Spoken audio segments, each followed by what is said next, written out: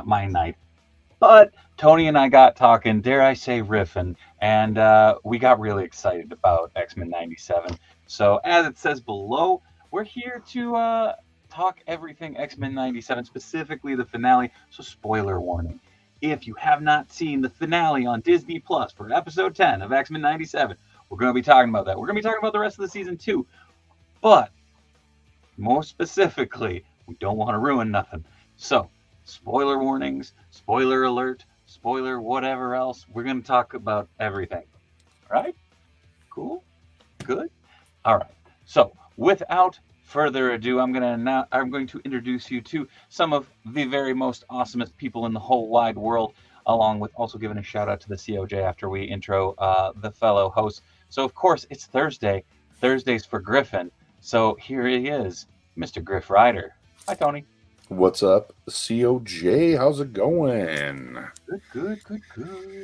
Spoiler and warning. Spoiler warning. Yeah, Spoiler warning. I just put it repeated. I didn't want anybody messing anything up. Anyways, and then joining us from his work desk, you don't get to see his face because, damn it, he's known by one name and one name only. And in fact, that name is actually about 4 different names because you might know him as Magic Hand's Tugboat. I know him as Casting Cave, but most of you know him as our good friend Corey. Hi, Corey. Hey, what's up? I'm always painting, so you know how it goes. I know. So welcome. Also, big shout out to the COJ who are already chiming off in the chat.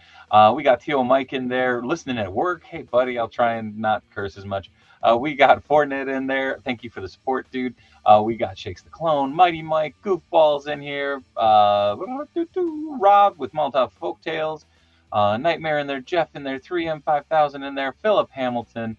How's it going? Forgivens. Pender. Adam. Jamie Lynn. Hello. Jamie Lynn, who is that hatless gentleman? Tony, you need my spare? No? Hold on. I'm good. Okay.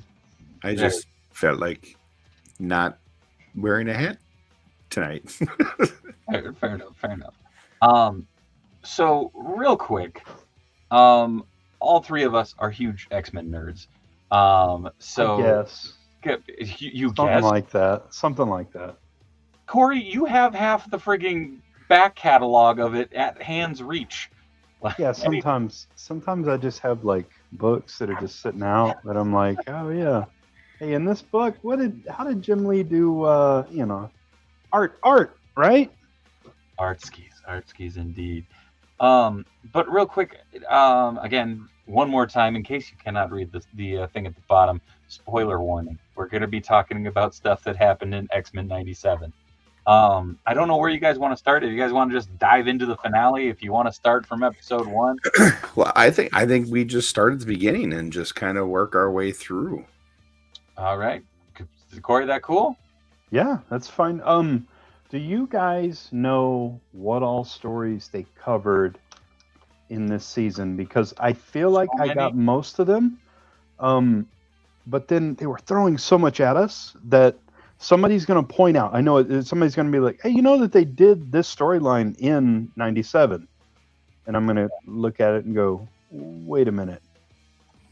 In that season they did this? And it's like, oh, yeah. But the stuff that I know they covered. Yeah. So we had Mutant Massacre. Yep.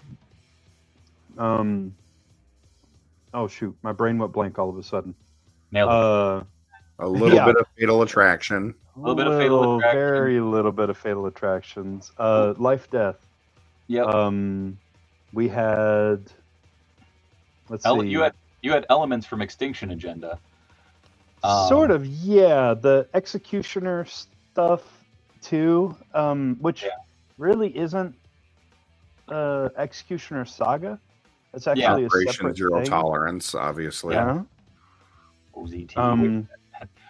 Spoiler alert for the very end, but you kind of get into the Ascani Sun and all of the. We're going into New Mutants. Yeah, I was gonna say New Mutants. It also like the Ascani Sun also links up so closely with like the 12 story arc for me, just in my memory. Inferno. What? Inferno. Yep, Inferno. We got they were we have like a bum rush of Inferno. They said, yeah, "Hey, you like Inferno? one Well, episode. You get one one. episode. Yeah, you Just get one." yeah. You also had the arcade game stuff in there, which was dope. That was the funny thing is they did incorporate a lot of that lore in there as well that we've gotten in various other multimedia opportunities. Oh, Tio says Second Coming. There you go. Philip, I'm not gonna lie, I was banking on Onslaught too, and I'm totally okay with doing a slow burn. Maybe we'll get him next season. Well, according to Bo, somebody asked him, and he's like, "I cannot confirm nor deny." So And basically, he's saying, Yeah, he just can't say wait. shit. He'll get in trouble. Well, I mean, He he don't can say work whatever there he wants anymore. at this point. What are they going to do? No, he still has an NRD. So if even though he doesn't work there, non-refundable deposit. or what do you call it? NDA.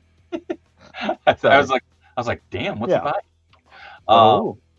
But yeah. So like, if he does say something, then that's even that's big trouble. So he's got to be real careful. So let's start with episode 1. So again, this is a continuation of the X-Men animated series from the early 90s. That ended with Professor Xavier going to the stars with Lilandra to go fix up his broken body, soul, and mind. The X-Men are left to fend for themselves. All of them are still very much alive. Comes in with episode 1 for, to me, my X-Men. A line that we heard quite a bit throughout this series. But nonetheless, I still found it badass every time it was said. So it's 1 year from the time of Gyric's assassination attempt on Xavier. So we're a year removed from the OG series. Hold on. That's just I have the episode synopsises pulled up. I can read through that real quick, and then we can break down. Or how do you guys want to do it? Go for it. So 1 year after Henry Peter Gyric's assassination attempt on Professor Charles Xavier led to Xavier leaving Earth with the alien Shi'ar and being presumed dead, the X-Men continue his mission to defending mutants and humans alike. Xavier's supposed death has led the X-Men to being legally sanctioned by the United Nations. They save a young mutant, Robert DaCosta, from the anti-mutant group Friends of Humanity, who are using Sentinel technology to find Sentinel creator Bolivar Trask. The X-Men visits Gyric in prison, and Jean Grey probes his mind using the machine Cerebro to amplify her psychic abilities. She locates Trask at a junkyard in the Sahara, but also receiving a horrifying premonition, the X-Men destroy the remains of several Sentinels and a master mold supercomputer at the junkyard and apprehend Trask. Cyclops and a pregnant Jean announce that they are leaving the X-Men to raise their son in safety. They are interrupted by their former adversary, Magneto, who reveals that Xavier has given him control of Xavier's School for Mutants in his last will and testament. Which I suppose you could also say the last will and testament of Charles Xavier, but I feel like that story was a very different story than what we got. But that is episode 1. That was a lot. And episode 1 was like straight back to form. I mean, it literally it didn't feel like it had been however many years since the last episode. Yeah, just like this was 8-9 months later, a year later, whatever, boom, new season's out. It's just right back to it. The beautiful thing for me was, and I think actually Bodemayo talked about it, is he was just like, episodes 1 and 2 were to go, hey, you remember what X-Men is? Here you go. Because you have a badass fight scene. Cyclops looks like the most badass version of Cyclops that's ever been in multimedia. You have him jaunting around the floor doing dance moves, essentially, with this optic blast. Yeah. You have him skydiving without a parachute and blasting his way down in the Sentinel Yard. This is how nerdy I am about this. I am getting goosebumps right now thinking about that scene. It was awesome. He nails a superhero landing. He has all of the X-Men land behind him in amazing fashion. And then he utters the line, the title of the episode, to me, my X-Men. And then you have one of the most badass Sentinel fights that has been in animation or live action. Right, yeah. It is, just, god dang. They did a wonderful job. Also, Friends of Humanity, they did a real good job of being like, hey, remember these racist asshats? Cool. Uh, like they built them up right quick. That you remember these guys? You remember this BS that they're throwing around? But now they have Mega Man blasters because they've been. I like to think of them as racist Jawas because they're just taking apart a Sentinel and building this technology. Apparently, racist Jawas. Oh no. That's all I can think of though, because it shows I think it's like the Sentinel arm like this.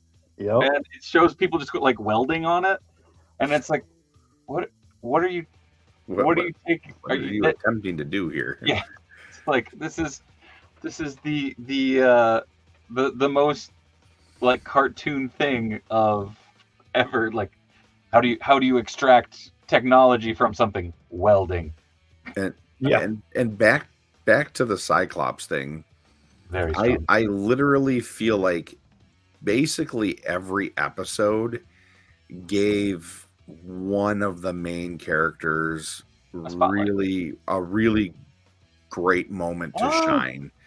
Like, everybody, I know a lot of people complained because like they felt like, oh, the show didn't have enough Wolverine. Well, it's not Wolverine in the X-Men like that show was. Yeah. This is the X-Men. It's about the team. This felt like the Cyclops and Rogue season. Oh, Cyclops and Storm. Storm got 2 episodes, but there was very much a focus on those two, Scott and Rogue. And maybe it's because in the original series, they probably didn't get as much of a spotlight, especially Scott. Like that's the one that he was always he was always second fiddle to Jean.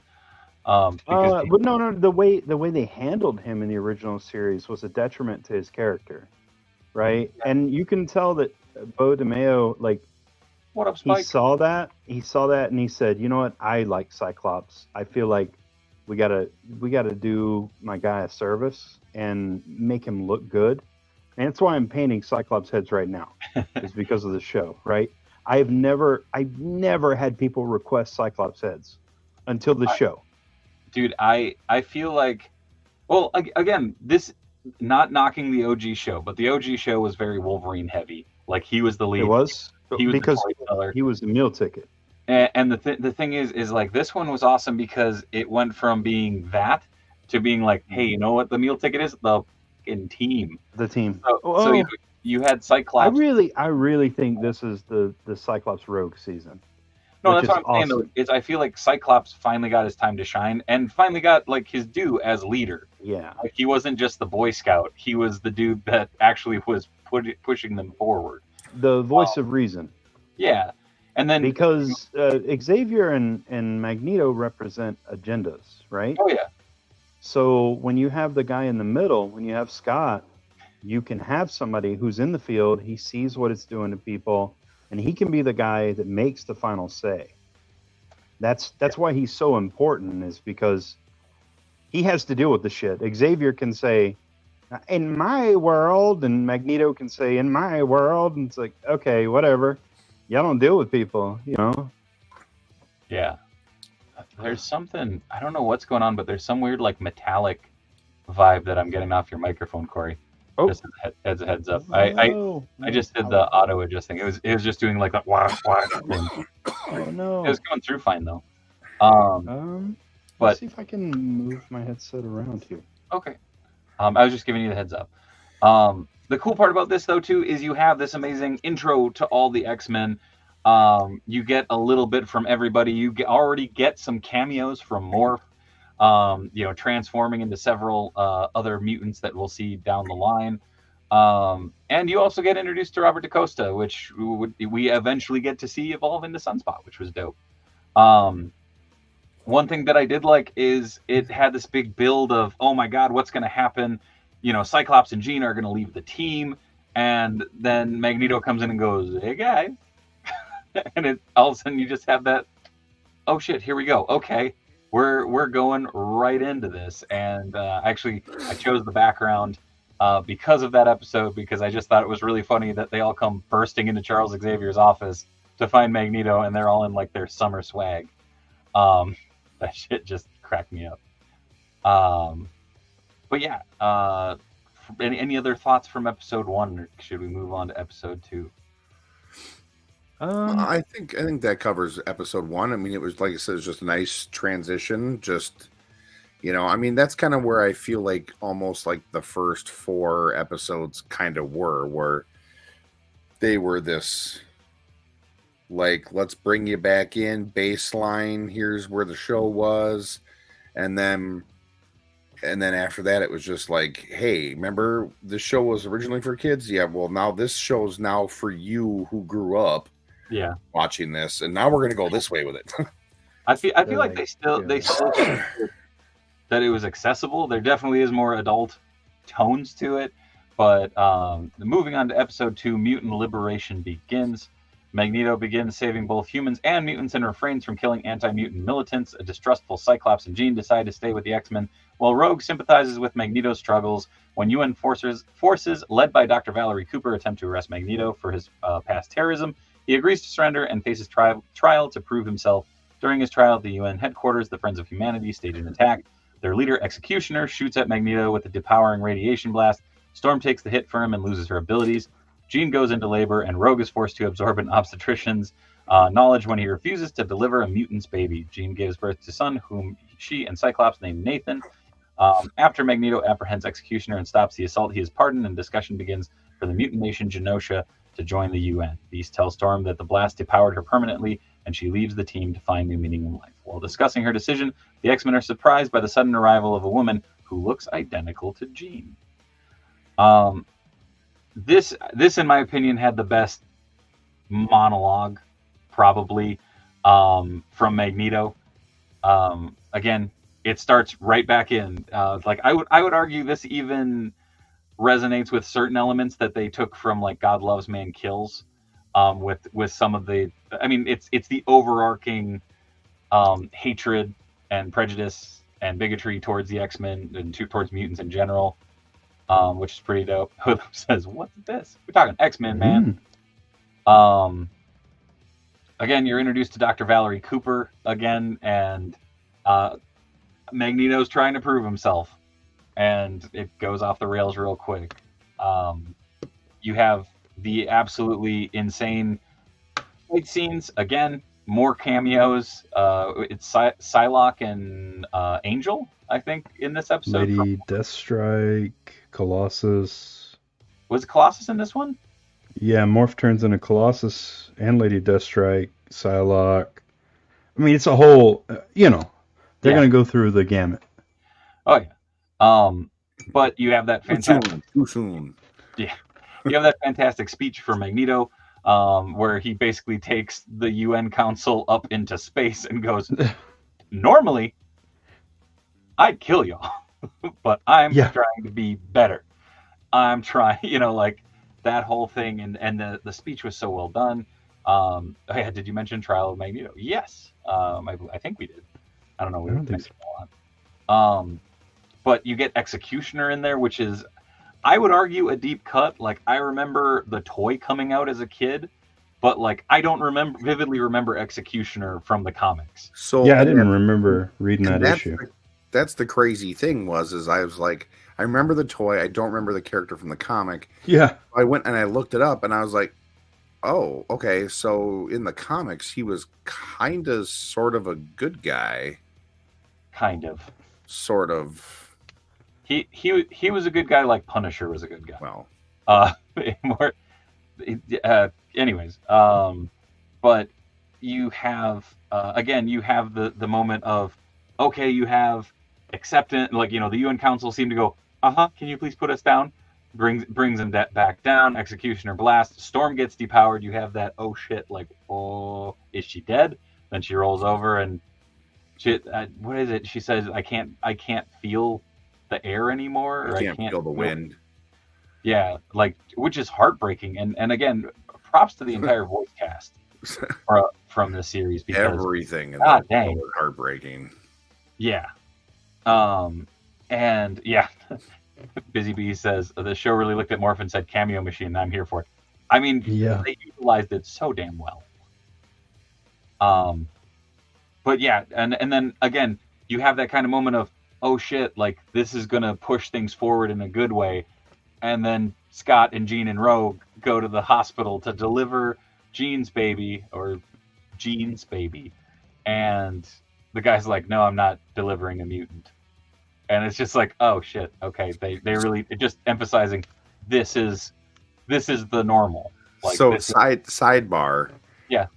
When Rogue absorbed that guy, did she become racist too? Yeah. She just I'm not going to deliver this mutant baby. Wait, what am I? What? Yeah. But that was one of those moments where Scott like turns to him and is like, Rogue, and I'm like, no way. Like, and it was cool because also it showed how much she had grown of being able to absorb essentially information and skills, more specifically.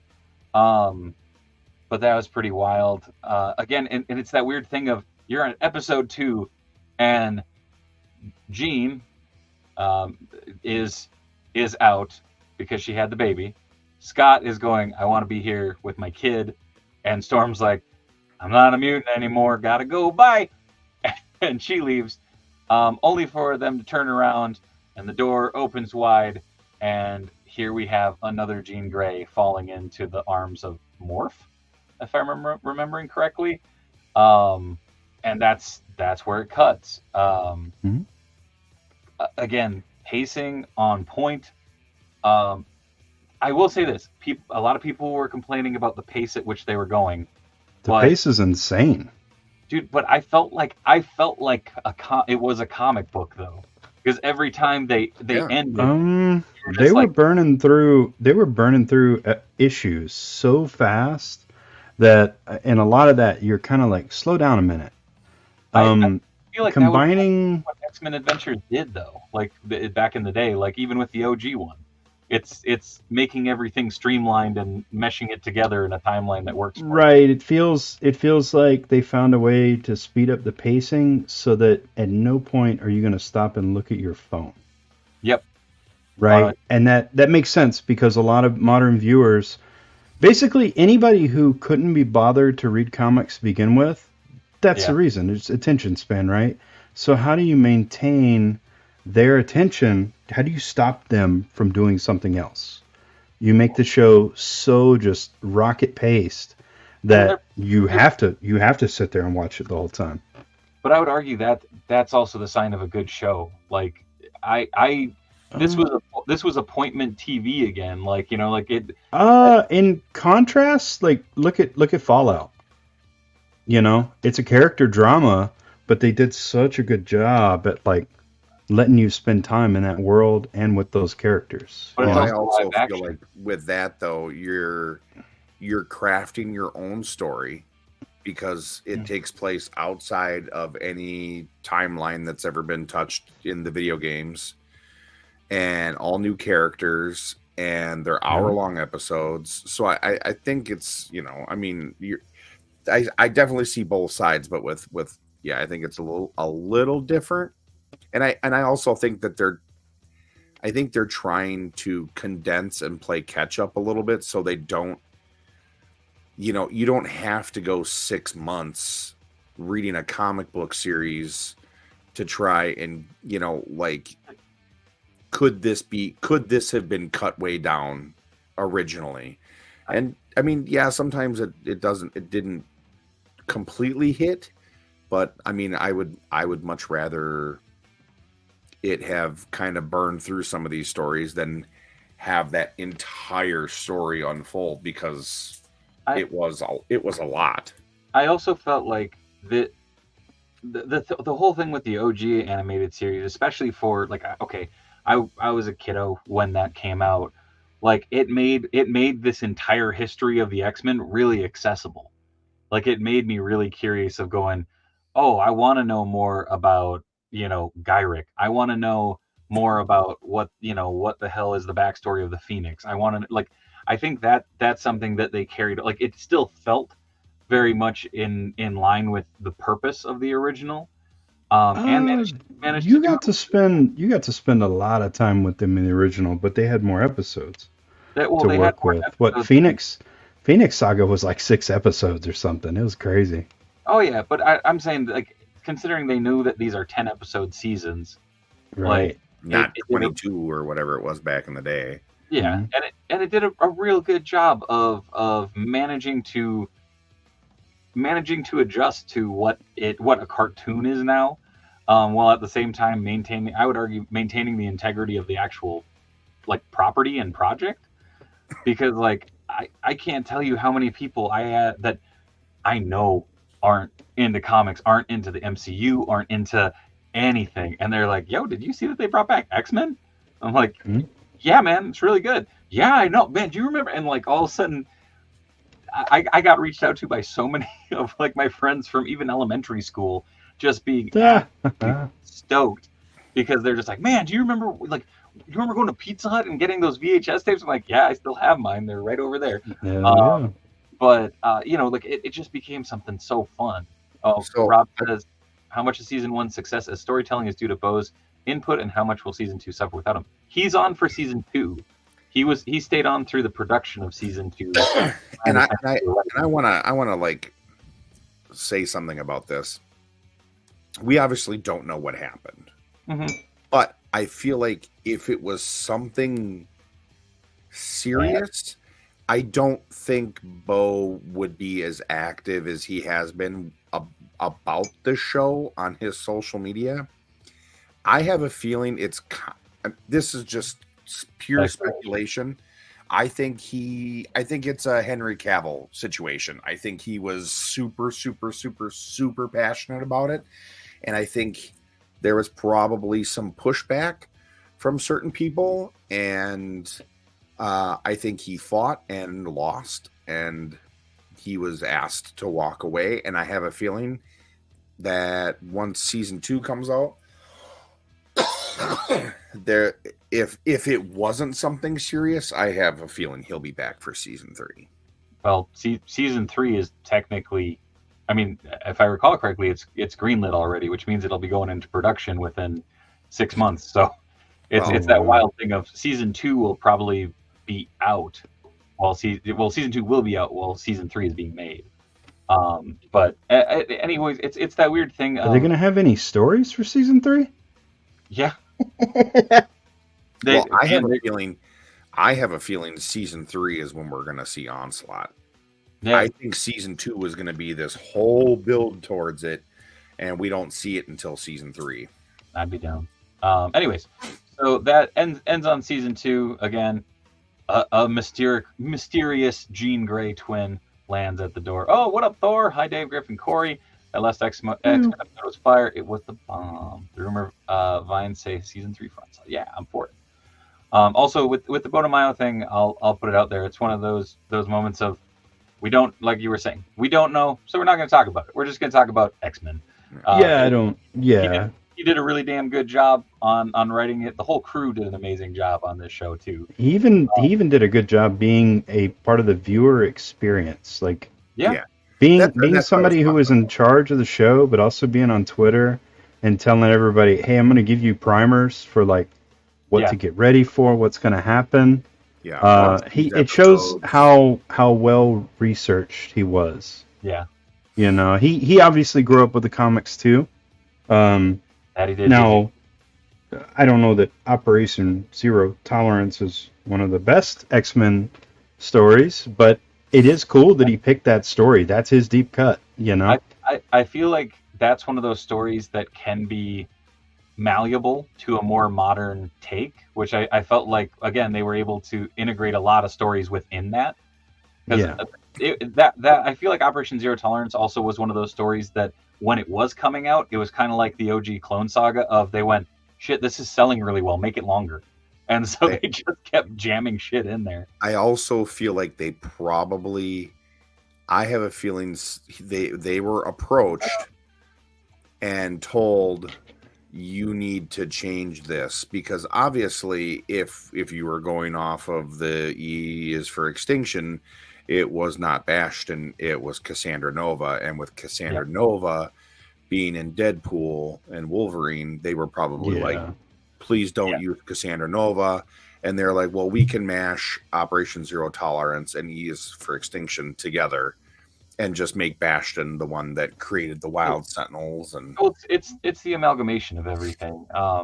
Busy Bee brought up one of my favorite points, but again, I'm a Spidey guy, but we'll get to that because that's in episode 10.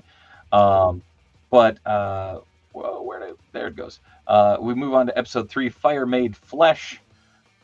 Beast determines Inferno. that the Jean lookalike is actually the real Jean Grey. The villainous Mr. Sinister contacts the other Jean, revealing her to be a clone he created to gain access to her and Cyclops' DNA.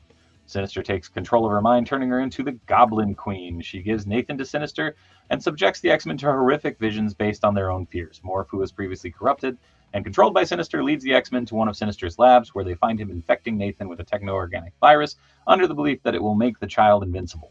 The real Jean confronts the Goblin Queen telepathically and uses their shared memories to free her from Sinister's control. The clone Jean and Cyclops save Nathan, who is left gravely ill, while Sinister escapes. The clone Jean gives Nathan to the X-Men's time-traveling ally, Bishop, so he can try to find a cure for the virus in the future. She then takes on... Yeah, I will say it was one of those things that he references it, though. Like, he talks about it in other episodes where he's like, I shouldn't have... He talks about it and then does it. And you're kind of like, what the hell? can we also talk about that badass power-up moment between Cyclops and Bishop? Yeah, that's the best. Yeah. Dude, that was so epic. Also, the one that I know a lot of people argued about. We're going back to episode 1. Gambit charges Wolverine's claws. Wolverine. That was epic. And I'm just like, well, technically adamantium is so strong that he could have just transferred that into the Sentinel.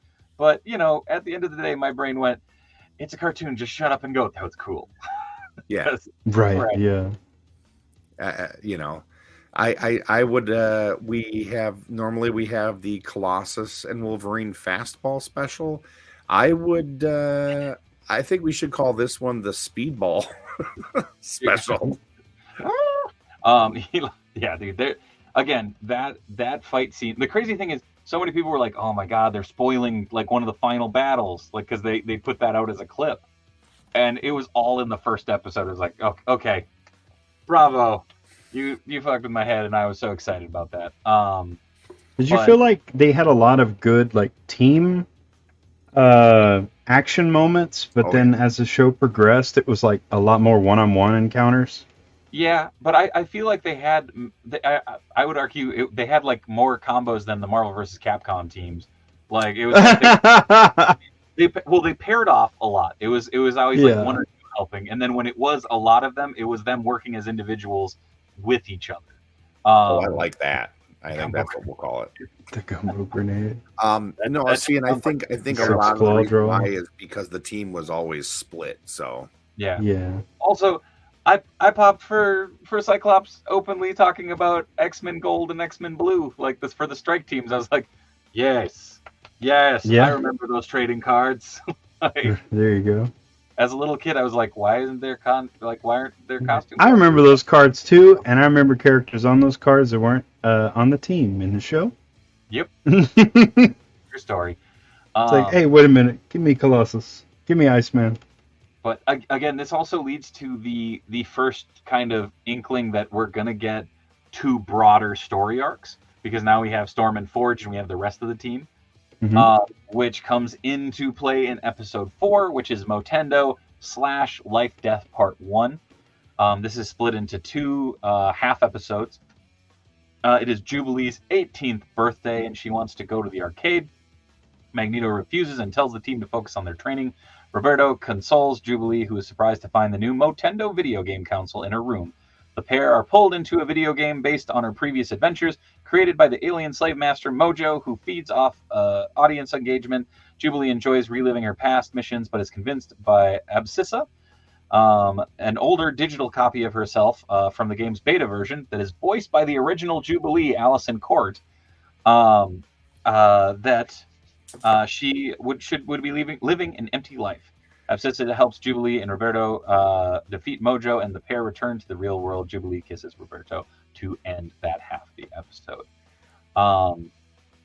I figure we break this down and then we go into the next one, the next chunk episode.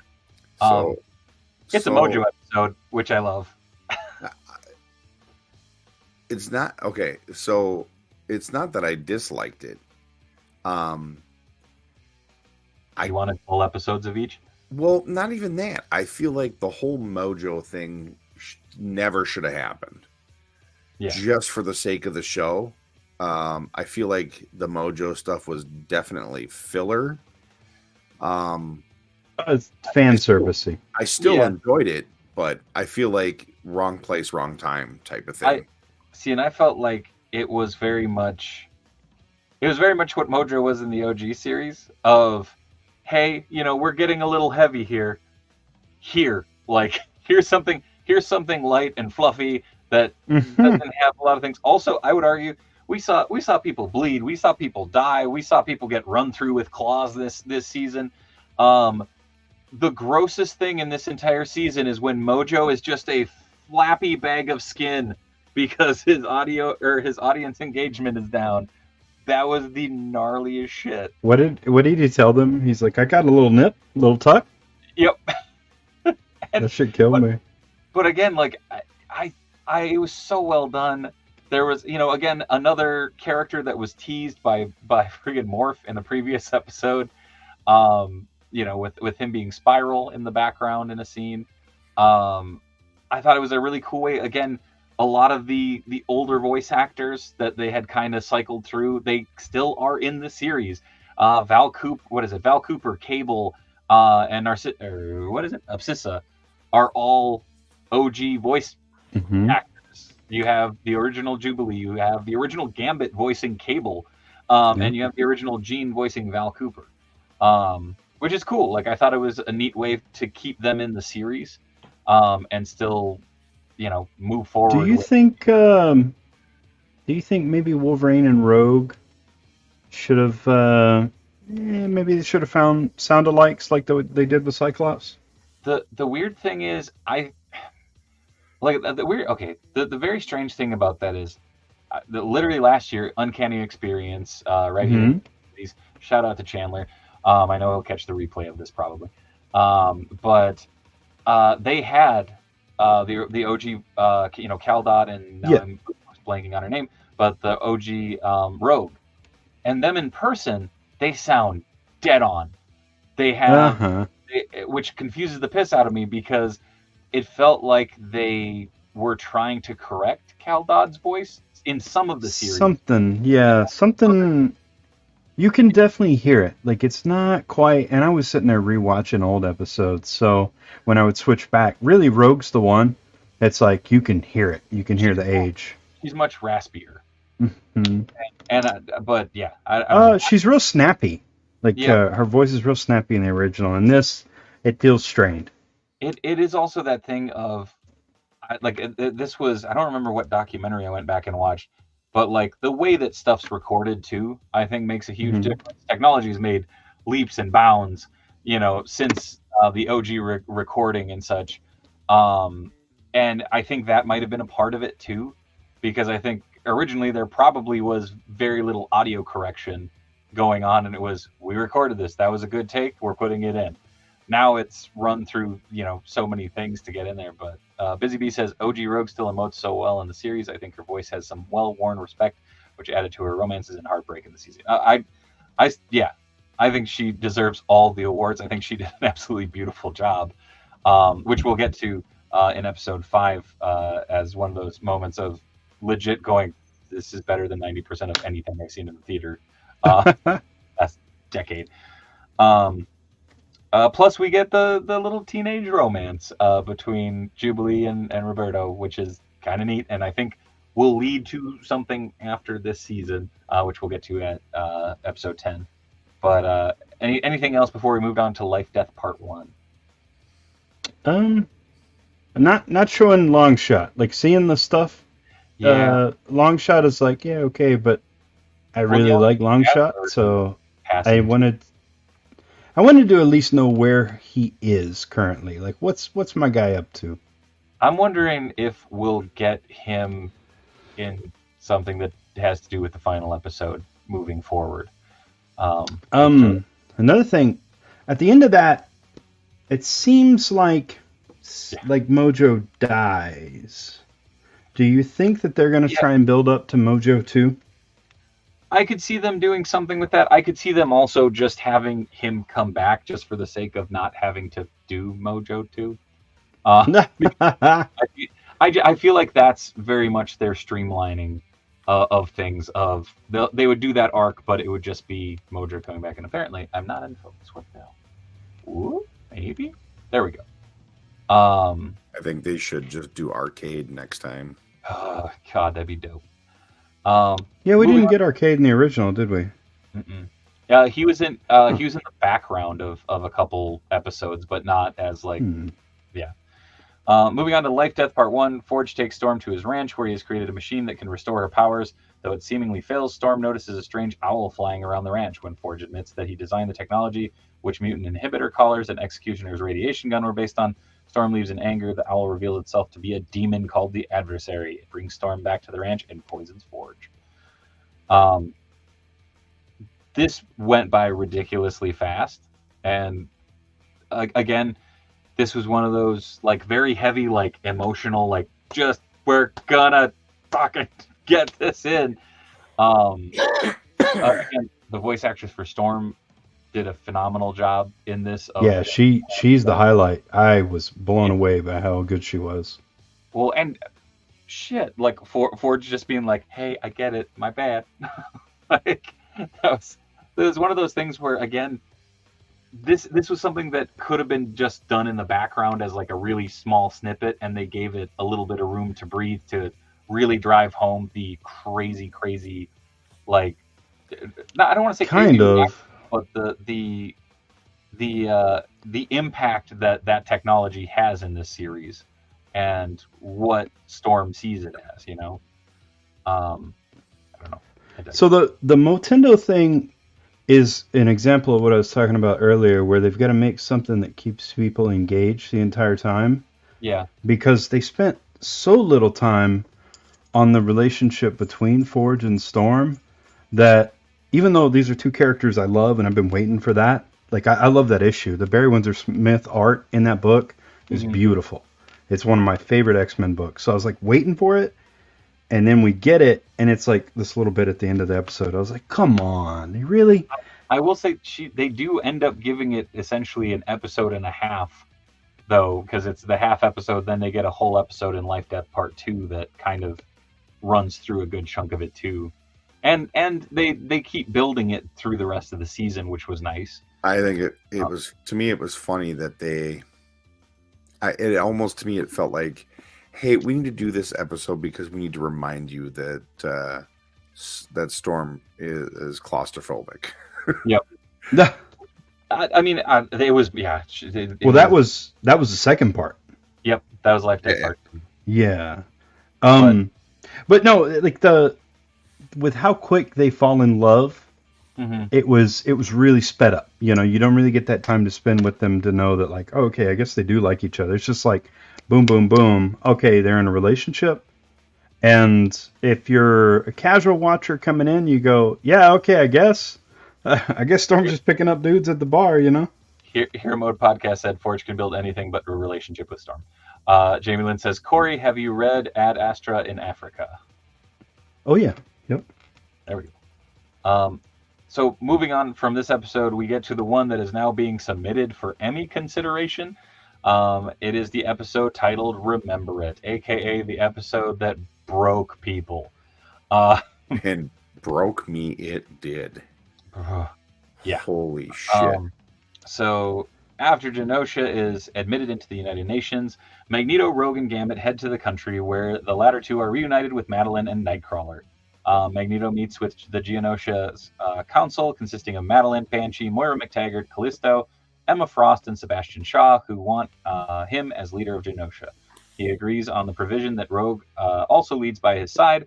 Rogue tells Gambit about the plan and admits her past romantic relationship with Magneto to him at the inauguration. After Rogue turns down Magneto's proposal, Cable tries to warn of an impending attack, but is transported back to the future, but not before Madeline realizes that he is her son Nathan.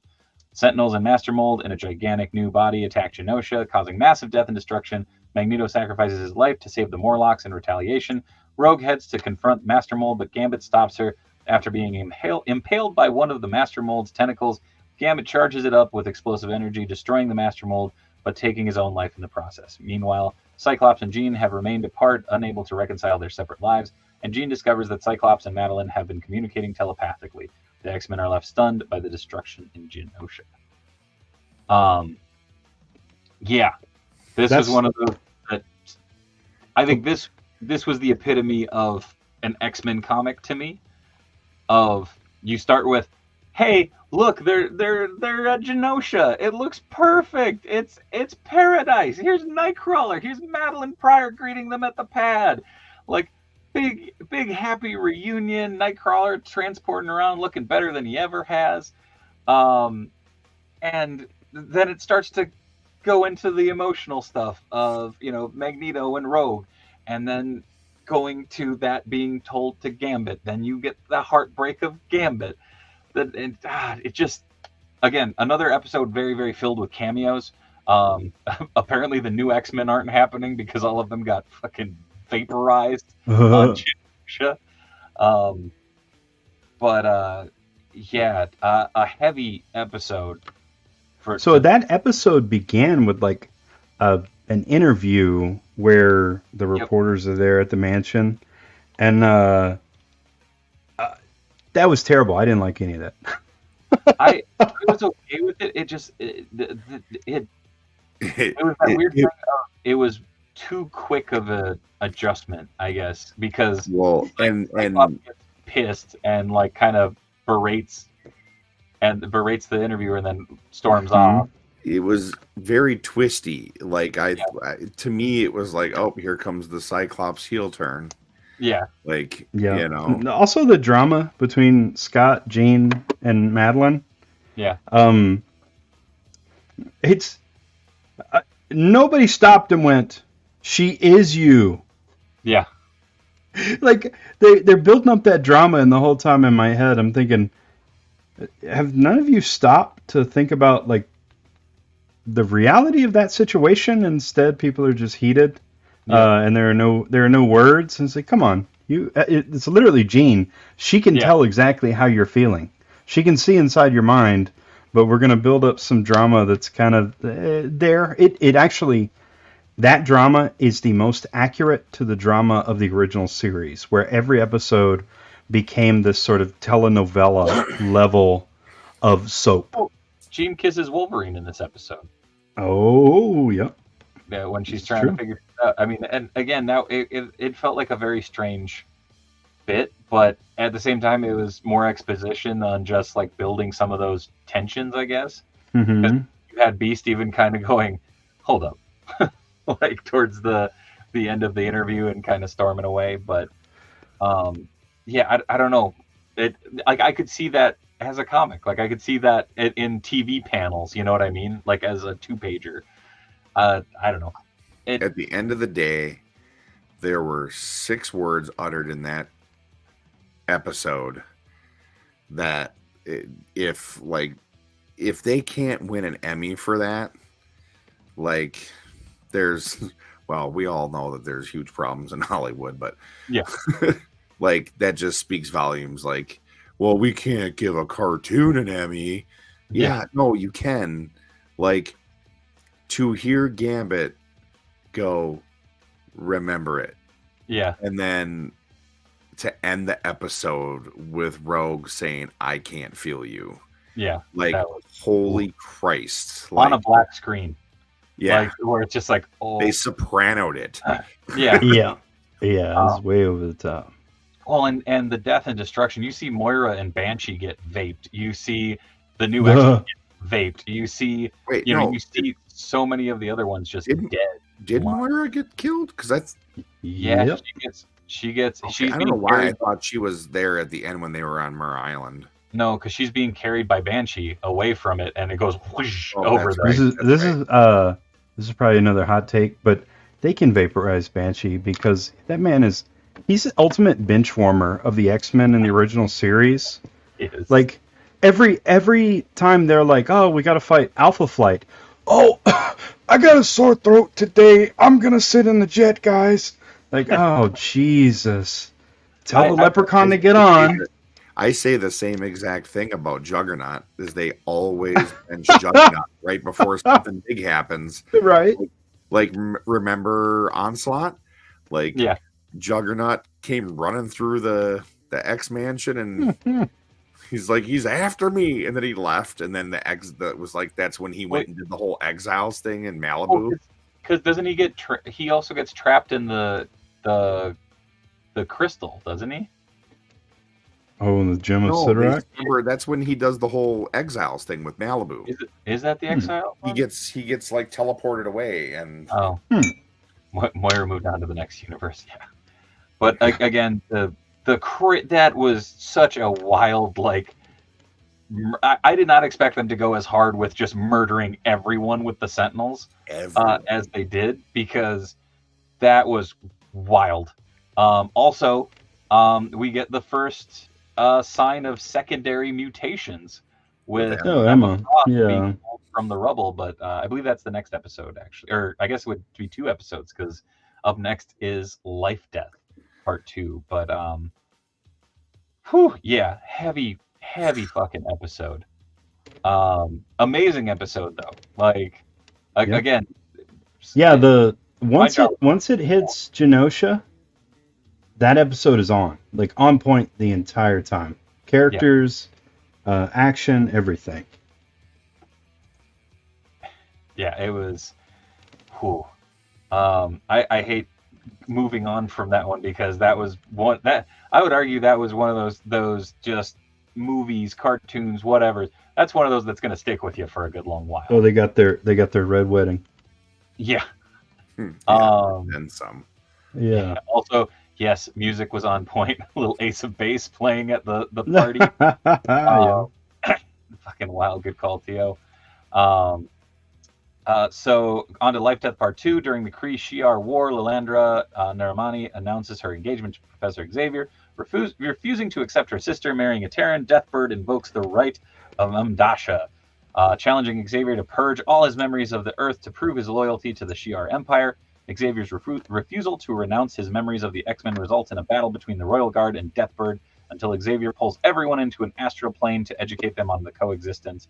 Upon learning of Gambit's death, Xavier calls off the engagement and requests a return to Earth in Arizona.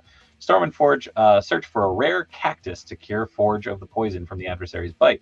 Storm finds the cactus in a cave, but when she is cornered by the adversary, she overcomes her fears and claustrophobia and regains her power to defeat the adversary. Shortly after returning home, Storm and Forge learn of the massacre in Genosha, which later revealed to have been orchestrated by Mr. Sinister. The fact that we got the Royal Guard or the Imperial Guard and like Deathbird being an absolute Ronan, yeah. Woo. Some Ronan fans were not happy. Yeah, oh man. And then have Xavier just bitch slap everybody and be like, "Classes in session." Dude, I popped for that actually, just because I was like, oh, like, yeah, like, because that's the shit that you do, you know, like that was, I don't know. I thought it was really, really cool. I just imagine like they show what everybody's doing while he's inside their minds, and people are like drooling on themselves. Yeah. Like, oh yeah, because Xavier does questionable things, and it's okay. Sure does. But he's like, again, teach y'all to call my planet a ghetto. When it shows everybody being like blasted, and then Gambit just gigantic and turns into a skeleton, I was like, oh shit. The like fucking Magic Girl transformation of Storm going full Sailor Moon, like gets the cactus, realizes she has her powers back. Somehow that makes her hair and a magic costume appear. It was one of those moments that was the emphasis of why I love cartoons. Because when I was watching it, in that original series, she did that, where she could like make her costume just appear. But it was that thing of like. In fact, I think they did it in the comics too. I didn't give a shit. I was just like, this is so badass. Like seeing her in the Dave Cockrum costume, like that was so damn cool. And like seeing her powered back up. Again, crazy that it was only 4 episodes, but still felt like such an impactful moment. Again, I give all the credit in the world the voice actress because holy shit, she Yeah. sells it like no one else. She's Oh, on point. damn. And just in time, Wolves win Game 7. Here we come. All right. Go T-Wolves. But yeah, just wild. I mean, I thought they did such a badass job of making that feel like such a triumph also. I think they could have pushed the claustrophobia a little bit more, but I think they did a great job. So I think if they would have pushed the claustrophobia even more, it would have just been a return to the character she was in the original cartoon. yeah, And she's developed so much more since then. where she just goes oh Yeah. every so often and like collapses. I still don't understand how her hair grew. Magic transformation, man. That's some I feel like whatever it if is, you go whatever it is, I ask need to know. if you go ask a hey, how'd your hair grow like that? You might get slapped. Yep. It was definitely one of those moments of her like flying over the plains in Arizona. I was like, but yeah, like this rules. Like again, it felt like that would have been a big old splash page in the comics of her like Right. just an amazing. It made me feel good. It was awesome. All the props. Storm's hair and costume just came from nowhere, and I was okay with that. She went Superstorm. Pin particles, Superstorm. unstable molecules. There you go. Well done to you. Moving on from episode 6, we good? Yeah. All right. Yeah, Episode yeah. 7, Bright Eye. So Bright Eye starts as the X-Men hold a funeral for Gambit, and Rogue angrily searches for Gyrick and Trask after gaining information from Thaddeus Ross. That's right, Thunderbolt Ross and Captain America. Rogue finds Gyrick in Mexico and absorbs his memories. Gyrick is killed later that night by a mysterious man who is working with Sinister. While assisting in the recovery efforts at Genosha, the X-Men are contacted by Trask, who tells them that he is in Madripoor. They get Rogue on the way. Roberto and Jubilee visit Roberto's mother and tell her that he is a mutant. She asks him to keep his identity a secret. In Madripoor, the X-Men learn that Sinister and the mysterious OZT organization have been developing a highly advanced Sentinel program. Rogue drops Trask to his death, unknowingly activating programming that turns him into a human Sentinel hybrid. Cable arrives, defeats Trask, and explains that Sinister is working with a greater threat that they must stop. This threat is Bastion, who reveals to Sinister that Xavier is alive in space and that Magneto, presumed dead in the Genoshan attack, is also alive and is Bastion's prisoner. That is putting it fucking likely that was some freaking Reservoir Dog shit. It's just I was waiting for him to start dumping gas on him and get on top of him with a straight razor and like cut his ear off and yeah. Oh, Storm's voice actress voiced the adversary as well. Yeah, she's fucking amazing. What up, Esteban? How's it going, bud? The opening with the funeral and having that moment of, I think it's Jubilee that breaks down and goes, why isn't she here? Like, was again another one of those moments of like, damn, like they're coming for the throat there. then she was all like, Yeah. Dude, the fact that she's sonic booming across the US to get information and she's diving into a Hulkbuster base. she's like, well, I guess you won't be needing this anymore. Yeah. Oh, dude. I was gonna say the line from Thunderbolt of "Don't worry, son, we're in a base that's supposed to hold the Hulk," and she just comes busting in. It's like, oh shit, like here we go, folks. But a full on Captain America appearance, in a shady like stealth spy facility. I was like, this is some Winter Soldier shit, and I was here for it. Also, the voice actor for Cap, I dug. I don't know. This was awesome. Rogue absolutely chucking the shield. I was like, oh, that sucks. That sucker's gone. Hope you got a tracker on that thing. But because it's about to pass Saturn. But yeah, it was just rough. Busy Bee, come on, man. We ain't talking like that in here. But yeah, just wild. When we get to the Roberto and Jubilee visiting the mom, and basically her going, well, nobody needs to know essentially about the fact that he's a mutant. And then they peace out to go to the mall. which is the most Jubilee action I think in this entire series of shit's getting real. Like, Rogue's Marvel versus Capcom, everything that she did. oh yeah, no kidding. Again, like, what a heavy fucking moment. You see this hero, or this heroine that we've seen grow so much over this entire series, give into that anger and hate, and just boop, drops them. And that fight scene was badass too, because the X-Men are getting their ass handed to them. Just god dang. Absolutely nuts. Again, ends on that absolutely, like, I don't even know what to call it. Just sadistic, like, little torture scene with Magneto and Bastion. Like, just, whew, that was something I did not. Oh wait, is this? When does Rogue get in the? Or who was like Nightcrawler? That was Rogue, right?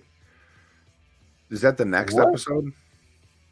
Hold on. Oh, are you talking about when Nightcrawler gets Rogue? Where Rogue's and she's like bedridden. That's the next one. Okay. Oh yeah. He absorbs Trask's mind. That's right. I think it is. What up, JJ? How's it going, bud? Trask shoots her. Who does she absorb? No, it's Gyric's mind in the next episode. He's like in a coma. No, she absorbed Gyric, and then Bastion kills Gyric in his bed. But she was fine. What knocked her out? What put her out of action was when Trask shoots her. Okay, that's what it was. After she drops his ass, he comes back up and he hits her first with some crazy attack. So next episode, I'm thinking of then. Mm-hmm. Sorry. Quicksilver transformation really stretching the morph can only replicate physical powers rule, but it was awesome. Yeah, dude. Mm-hmm. Also, hey, how's it going? They really build the Prime Sentinels up in the season, and I mean, they made them a really viable threat, which was rad. Oh yeah. So we go from that to episode 8, Tolerance's Extinction Part 1. This is the 3-part finale. The first part, Cable reveals to the X-Men that in his timeline, Bastion used Genosha Massacre to receive backing for his Prime Sentinel program that resulted in a 300-year war and the enslavement of mutants in a human utopia. Furthermore, a temporal anomaly prevents him from stopping the Genosha Massacre. Bastion exposes Xavier's whereabouts in the Shi'ar Empire, inciting an anti-mutant protest outside the X-Mansion. Cyclops, Jean, and Cable travel to Harmony, Pennsylvania, where Jean learns that Bastion was born a mutant after his father was infected with the techno-organic virus sent by Nimrod. Elsewhere, Bastion reveals that Operation Zero Tolerance, a program that turns humans into Prime Sentinels. Beast discovers that hundreds of humans have their Sentinel genes awakened and try to warn the X-Men, but Trish Tilby stops him and reveals herself to be one of them. As the X-Mansion burns to the ground, Wolverine and Nightcrawler protect an unconscious Rogue from an army of Prime Sentinels. After being released by Cooper, Magneto travels to the North Pole and activates a massive magnetic field that shuts down all the Prime Sentinels. Following the attacks, Xavier returns to Earth and summons all the X-Men back to the mansion, claiming to me my X-Men. That's where we get this absolutely badass moment. Dude. Nightcrawler rocking 3 swords. That part where Wolverine's like, you got 6 problems, and then Nightcrawler shows up. He's like, make that 9. Yeah. And then they proceed to have one of the most badass Wolverine guts people. And then to finally give us something that we've never ever I don't think we've seen it in the comics. We haven't seen it in the movies. It was the first time the cartoon when Wolverine stabs that dude and then they teleport and it's just like well, it shows it from the perspective. Oh yeah. Is by far the coolest visual of the entire season. To me, my X-Men. Yinzer Toy Guy, I'll read this out loud. Shout out to Harmony, Pennsylvania. They actually live pretty close to there. So shout out to Harmony. Busy Bee says whoever wrote Nightcrawler's dialogue this season deserves a raise. I agree. I'm just glad Nightcrawler's part of the team. Yes. And in the intro, and like there's so many nerdy things. They got him in the run scene. They didn't get him in the like face off like end one, but he's running in the profile shot. And his fucking logo is his comic logo. That's from the Nightcrawler miniseries. Like that did my nerd heart good. I was like, oh, like yeah.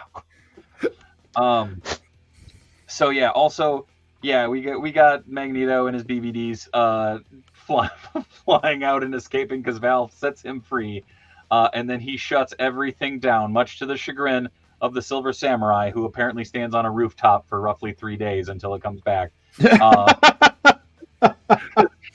He watches it all go dark, and then he watches it come right back. But it like again here we get to start seeing some of those wild moments, coming forward. Of God, I don't know. It was really fucking cool. My homemade Magneto hotter, and I'm not complaining. That's fair. Just the sheer amount of thought and care that was put into everything. Like just the fact that the tattoo on Magneto's arm is the exact same one that they had in the movies. And apparently, I know it's in, I think, is it the last episode where they pull out his file or whatever? Yeah. And it has all of his aliases. They have an Ian, and it's blacked out, and then they have a what's his face? It's Michael Fassbender and Ian McKellen, and then the other alias is actually the original voice actor's name who passed away. That's so. It's just awesome that's love letter right there. I mean, it's for the fans. It's to the character. It's wild. Samuel Albero, the Val Cooper Magneto was right speech was great. So glad everyone theorizing that she was Mystique was wrong. It would have robbed us of that incredible moment. I agree. That was one of those things where I'm like, somewhere at Marvel, they're like, start printing the shirts, just start making them again. I see on my Amazon like 19 different graphic Magneto was right shirts, and I think I'm gonna have to get one at this point. I'm throwing it out there, just because talking about shirts, bootleg shirts, and all that stuff. If you want to buy like COJ, Dave Wonder, Griff Rider, like Fantastic Five merch, only get it from Pro Wrestling Tees or Redbubble, because we are being bootlegged like crazy right now. There's a ton of other sites that are stealing the design. Made it when you're being bootlegged. Yeah. So just as a heads up, if you're not buying it from Pro Wrestling Tees or Redbubble from Dave Wheeler or from Dave Wonder, it's a bootleg. Just throwing that out there. I had someone contact me and they're like, "This shirt sucks," and I'm like, "Where'd you get it from?" And they sent me the site. I'm like, anyway, yeah, not one of ours. But yeah, also by far one of the creepiest moments of showing the showing all the Prime Sentinels showing up at the mansion, and there's just a bunch of them standing in the room with a sleeping Rogue, and they're just standing there not doing anything.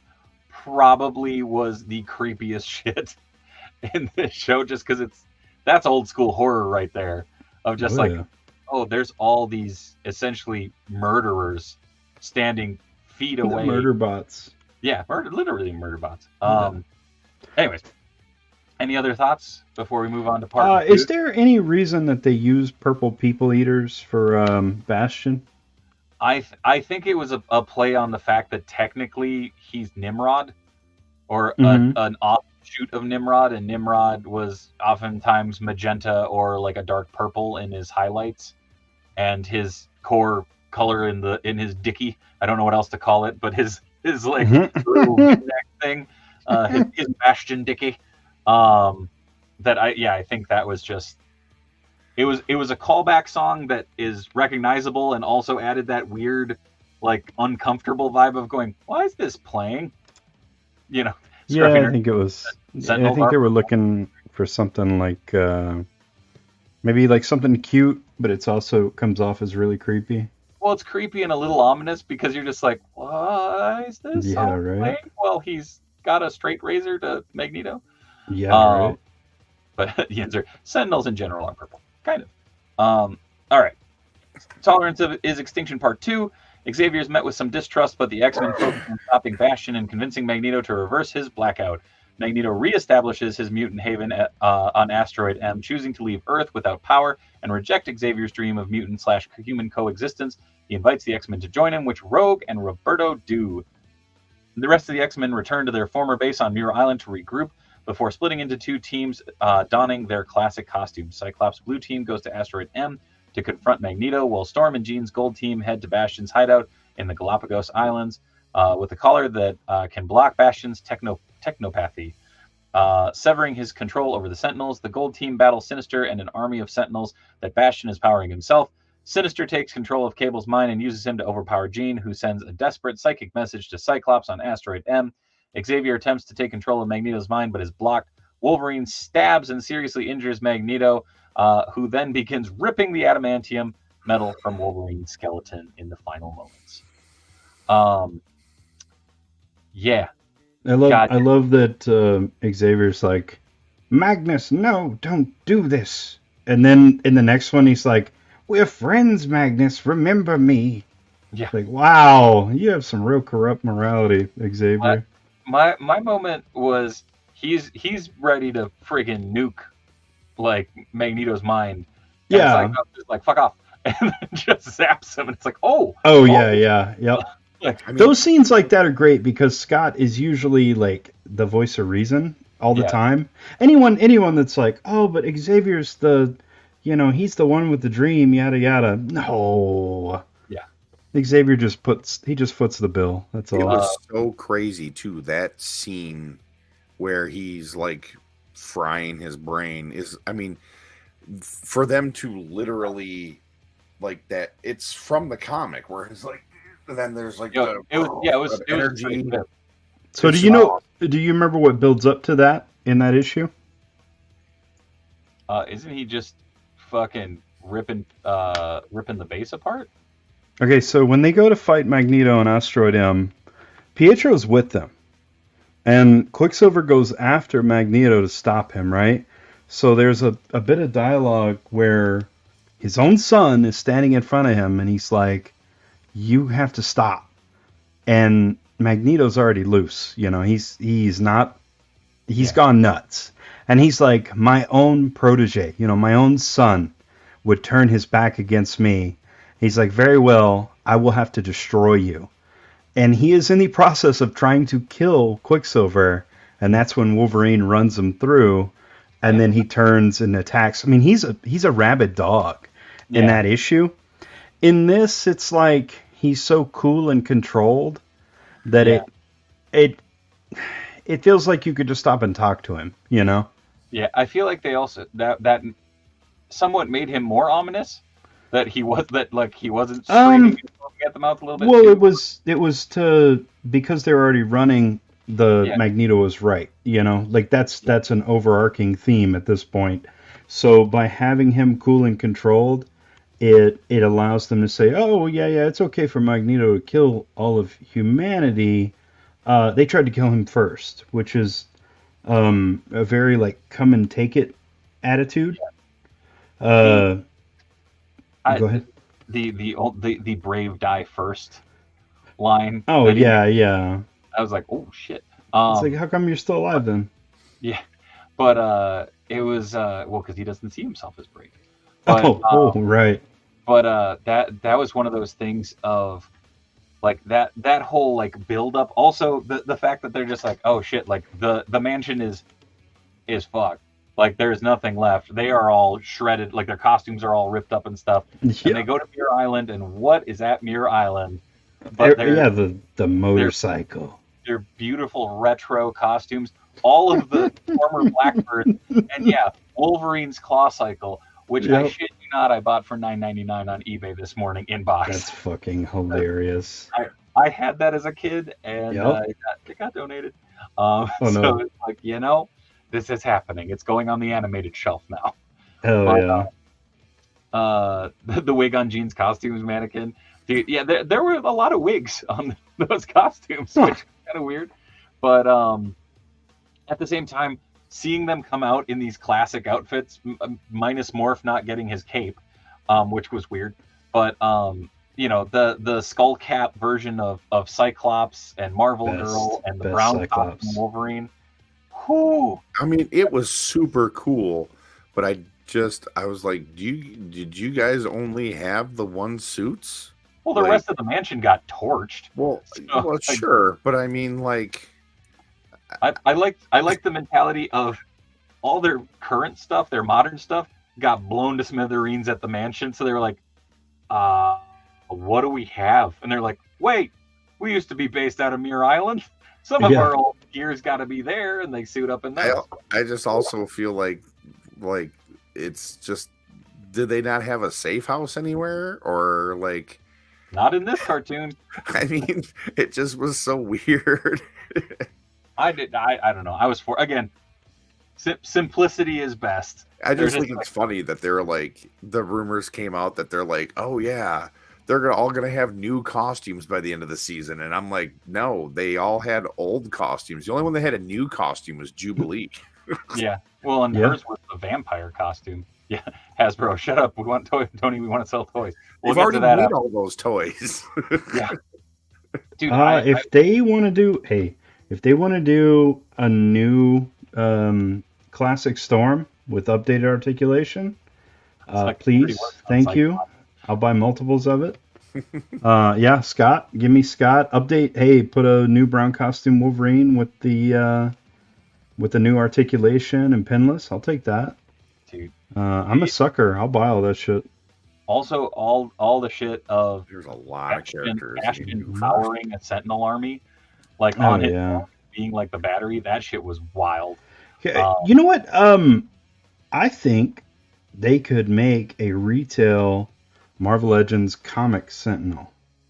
Oh, for sure. With how popular this show is, I know they don't want to retread the HasLab. Yeah. But that cartoon Sentinel's a different story. Oh yeah. And that's printing money.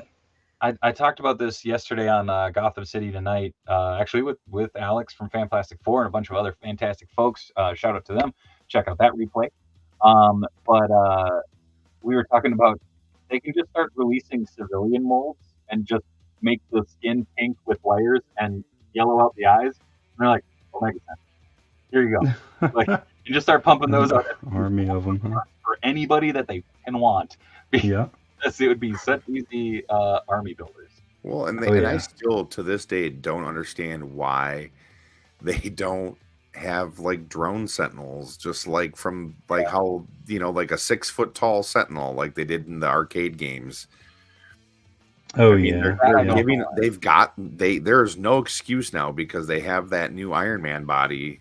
Yeah. Well, the first Sentinels in the early stuff back in the 60s, those first Sentinels weren't that big. No. When you saw them, they were like 9 feet tall at most. So they could easily make those as a deluxe, $40 to $50 price point. I'd have like 6 of them. This was also the one where Asteroid M comes down and the Aurora Borealis, like the northern lights are all around it because it's disrupting the fucking atmosphere and shit. Yeah. That was cool. Him coming down and just being absolutely cold and just going, hey man, your dream's not working. If you want to come with me, come on. And you have Rogue and Sunspot join him as the acolytes because yeah, right. Whoops. Because Exodus is dead. Yeah. And Professor X better have an alternate head with his mouth covered in metal, or the helmet. That was fucking brutal too. Magneto's like, ha, starts crunching his noggin. Shut up. But also, that was probably one of the greatest little exchanges. I've waited so long to say these words to you, and you think he's gonna say you were wrong or something like that. He goes, shut up. It's like, oh shit. Also, Sinister taking over Cable and having him fight his mom, and you see Marvel Girl get absolutely blasted off by a very cold line of saying, my mother was a world-class telepath. Oh, the line was so corny. Dude, it was so... it again, that... It tends not to skip a generation. It's like, what? 90s. What do you mean? But, she gets blasted away. Also, you have, the Sinister diamond on his head. And he can't break it, but Madeline and Jean could.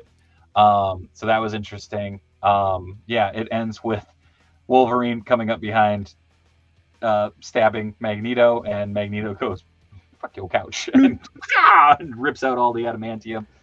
Absolutely a crazy ending. I was very, very nervous because someone said that they were going to take a 2-week break after the 9th episode.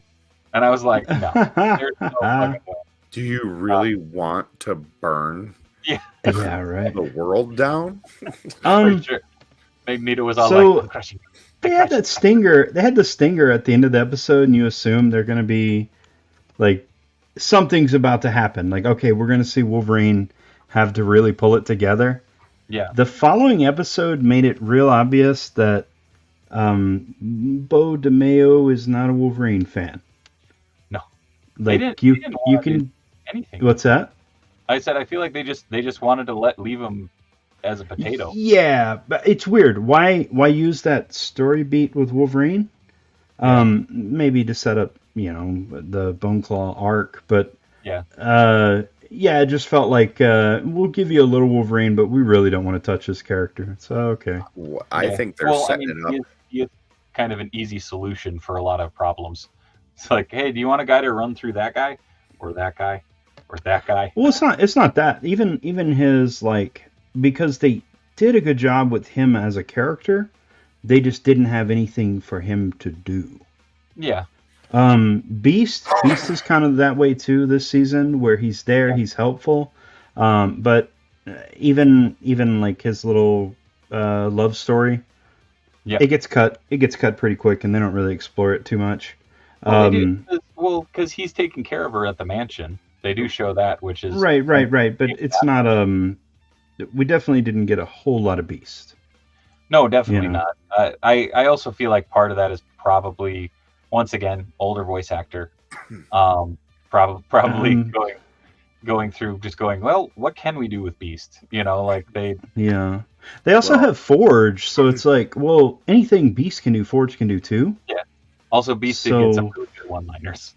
I will say that is very true. I was waiting for more quotes. Like that's his whole shtick, is that he just quotes everything. Beast had some at the beginning of the series, and then he had kind of a corny one later on. But if there's one thing that we've taken away from the original series, it's that Beast always drops these like silly quotes that are almost, it's not like dad joke level, but it's like, damn, you're a fucking nerd. Yeah, he lays them in often, but kind of like the way Gambit always talks about himself in third person. Yep. You get to a point where you're like, who does that? I'm pretty sure you're gonna get sued by Dr. Doom, dude. Gambit talks like that. I think. One second. Let me read this one real quick. Oh, Portager says, plus with Wolverine being an upcoming movie, they maybe wanted to give everyone else time to shine. DeMeo did come out and say that Deadpool was off limits. I am wondering if that might have also affected some of the other story arcs. Maybe, yeah. Back a little bit. But the cartoon Wolverine is a better representation of Wolverine as a character than the huge jacked man who Disney from going, we want to put Disney is still like, we've got to we're dying, we have to make this money, please. What were you saying, Tony? To kind of piggyback off of what Samuel was saying, with the stinger at the end of the season, I think we're definitely, I think we'll see, I think they're going to change some things. I think we'll see Gambit as death. But I have a feeling we're going to see Wolverine as War. Yeah, it'll be interesting to see for sure. But we're actually getting into that though with the final episode. Episode 10, Tolerance's Extinction, Part 3. Shortly after Magneto critically injures Wolverine, Xavier uses his telepathic powers to override Magneto's mind and shut down the EMP. The Prime Sentinels are reactivated and continue wreaking havoc around the world. Just as Bastion prepares to execute Cable, Jean reemerges as the Phoenix and places the collar on Bastion. Immediately deactivating the Prime Sentinels, she then takes away Sinister's power and control over Cable before the Phoenix Force disappears, also removing the mutant DNA from Sinister. Bastion rips Cable's cybernetic arm and merges it with himself to upgrade himself and fly towards Asteroid M. Upon his arrival, he is confronted by Blue Team. Meanwhile, Xavier struggles to save Magneto's mind. Gold Team arrives on Asteroid M in a commandeered Sentinel to join Blue Team in the fight. Cyclops tells the X-Men to stand down before he attempts to reason with Bastion, but missiles launched by the U.S. military bombard Asteroid M.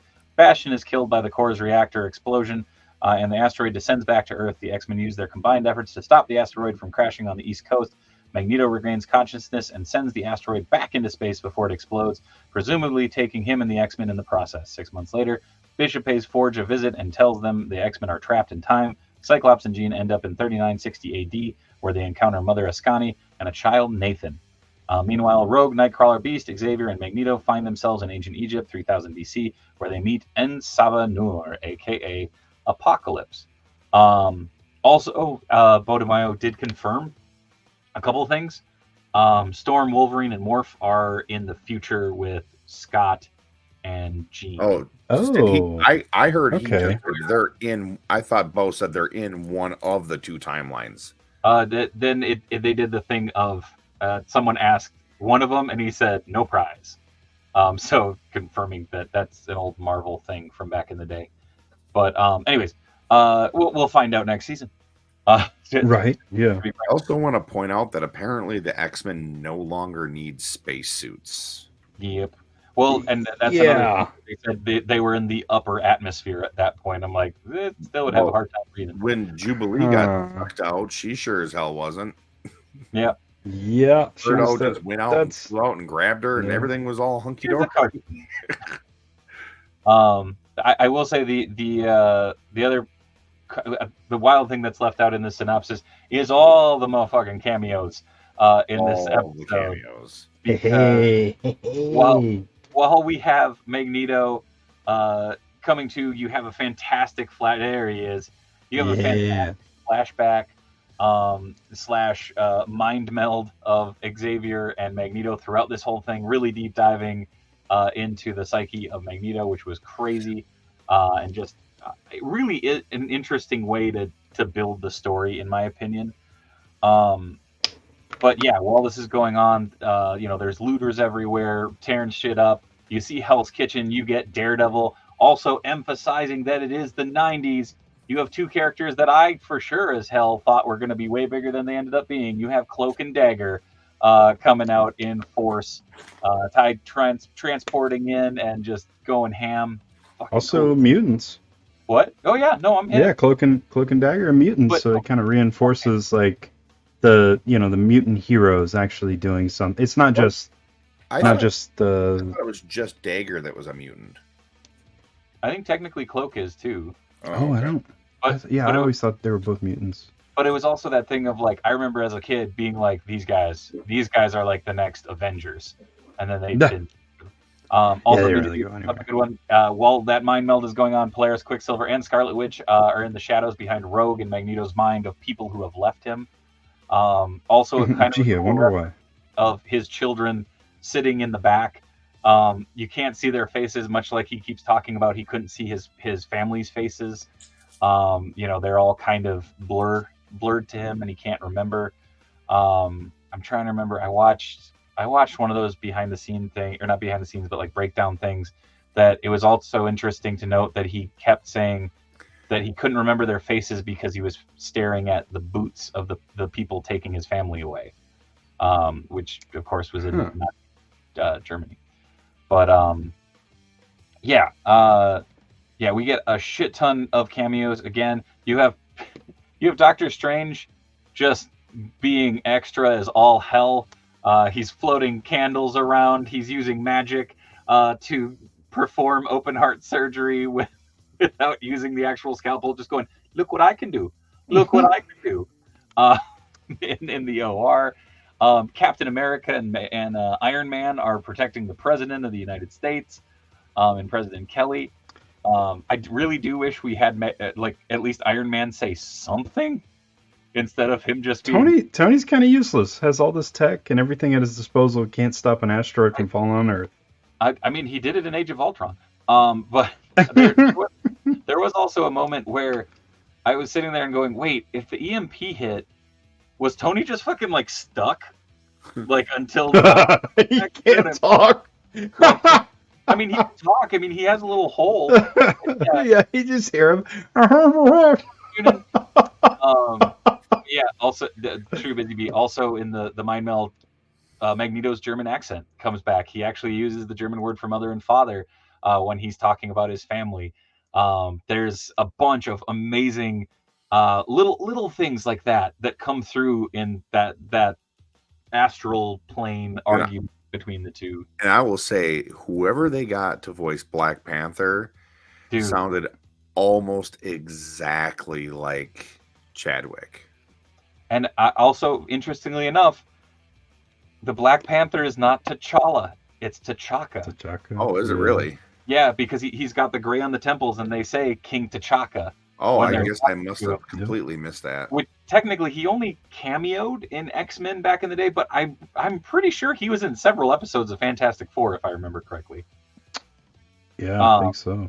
But it was definitely one of those things of, you're getting all these fantastic cameos. The one that blew me away, of course, you have Peter Parker and Mary Jane and Flash Thompson standing watching the news, like as they're trying to make their way through New York. This is big because last time we saw Peter Parker and Mary Jane together, Mary Jane ended up being a water clone, and then Spider-Man had to go on a cosmic voyage with Madam Web to go find the real Mary Jane, ending that series. And Mr. Jones right there, Bodemayo confirmed Peter found MJ, which 30 fucking years later, and they're like, he could. Which didn't this take place before the end of that series, though? What? Doesn't X-Men 97 take place before the end of the Spider-Man series, though? It does, but remember, this is a year removed. Oh, okay.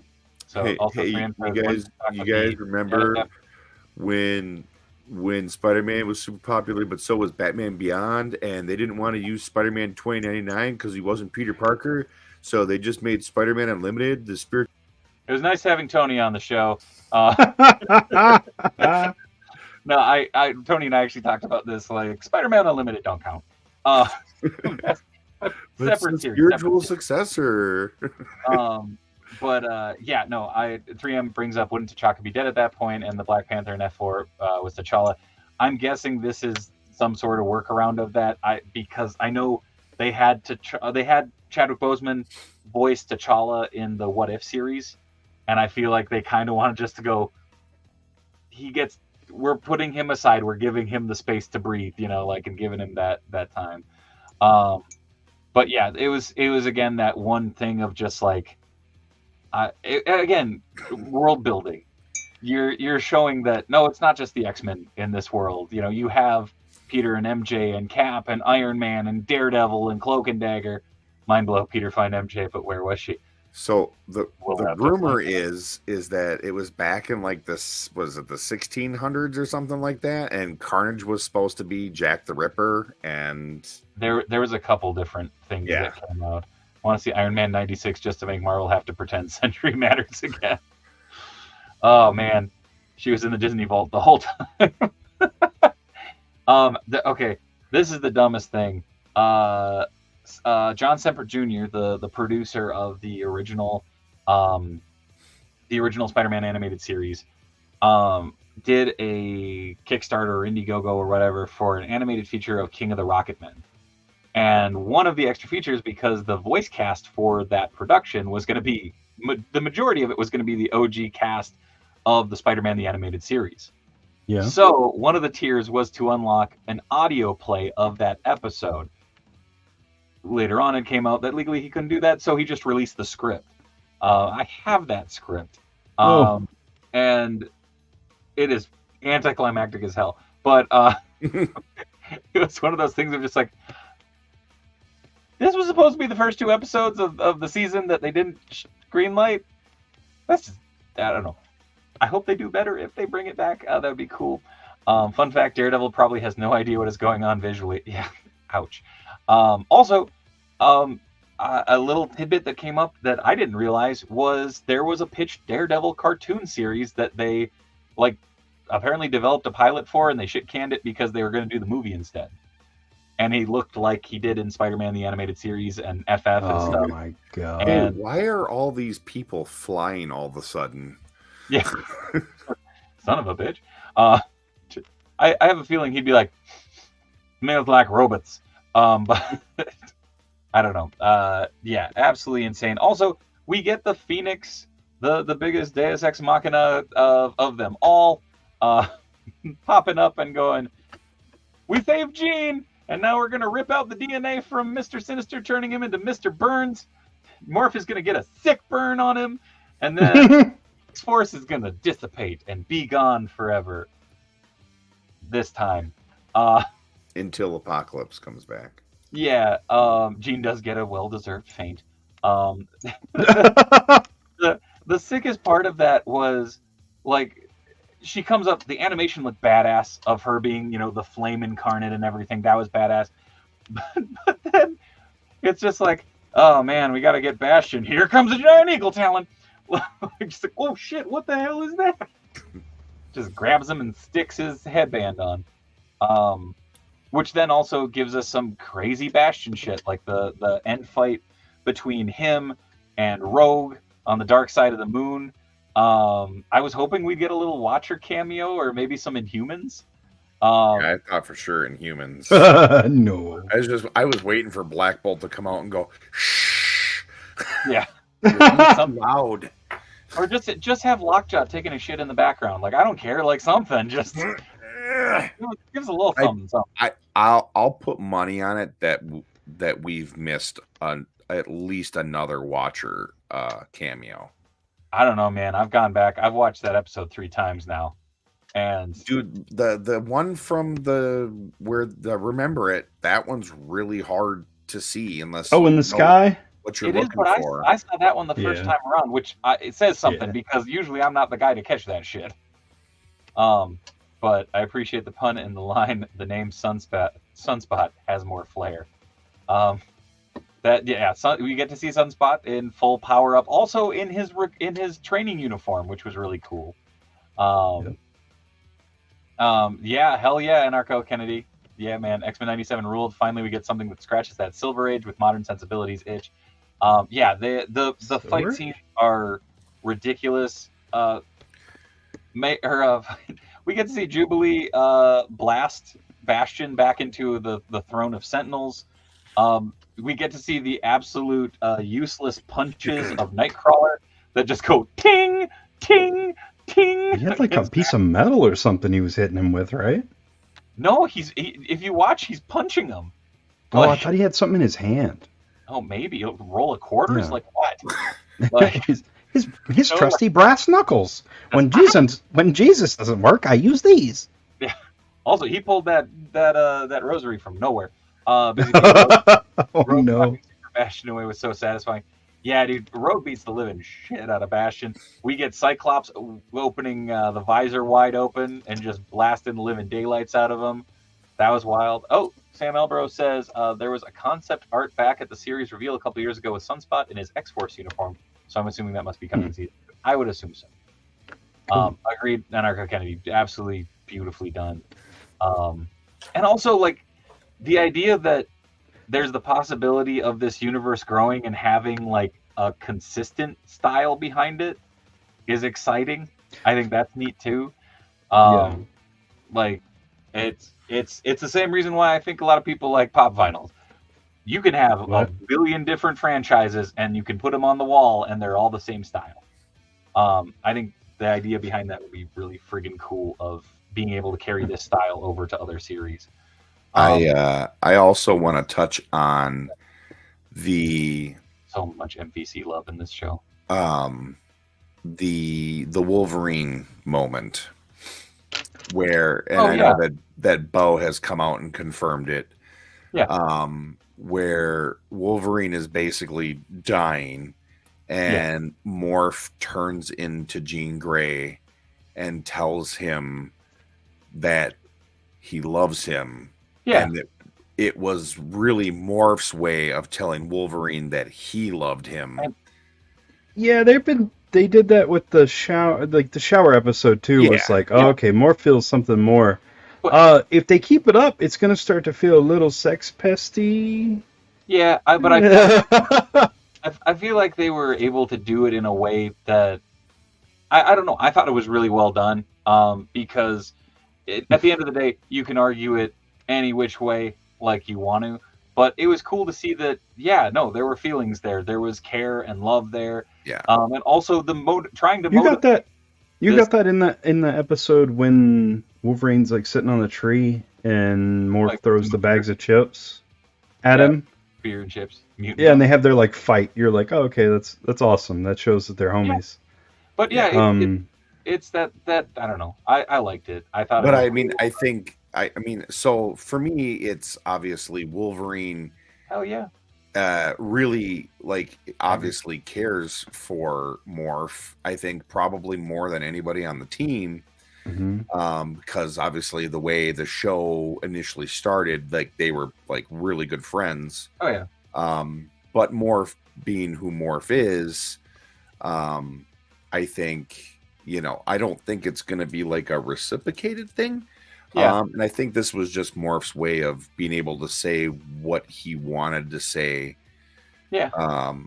and help at the same time. Yeah, and it was one of those things of, he is very close with them. They are very close. They also didn't commit to like the Fatal Attractions bit where Wolverine's like dying on a table, Yep. and Jean is right next to him, Yep. Telling him. and part of the Blackbird gets blown open, and she starts to fly out into space, and Wolverine comes off that table and saves her. Yeah. And because you didn't get that emotional moment in this show because everything's so fast. Yeah. You have to find a way to insert that sort of you have a reason to live, you matter, and that was their way of doing it.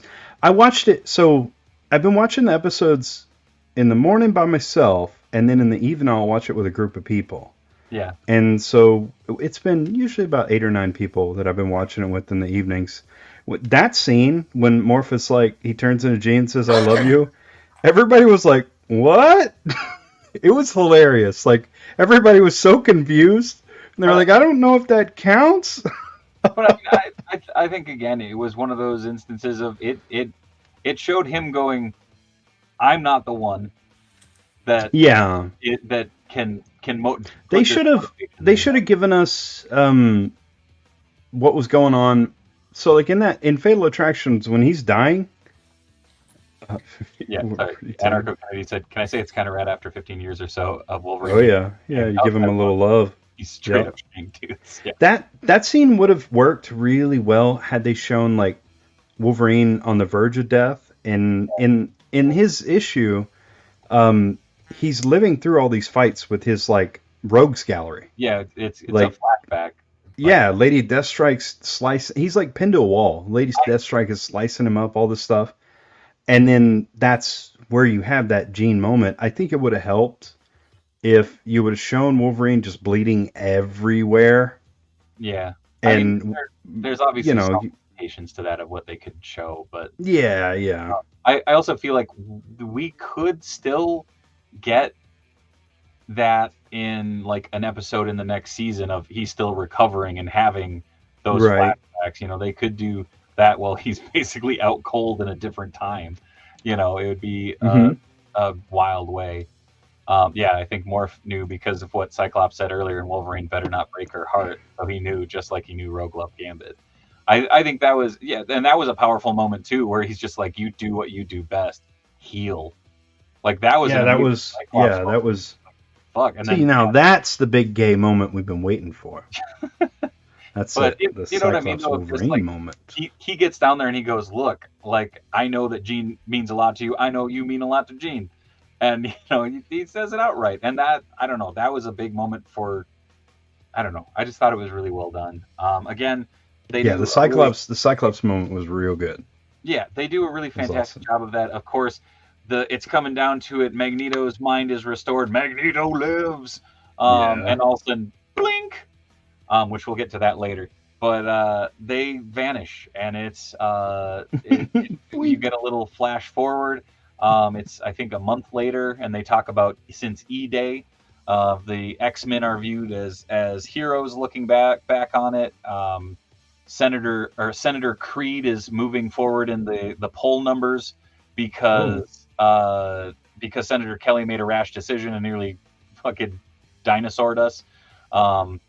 And then Forge is in the lab with the straight up Days of Future Past bulletin board of the roster.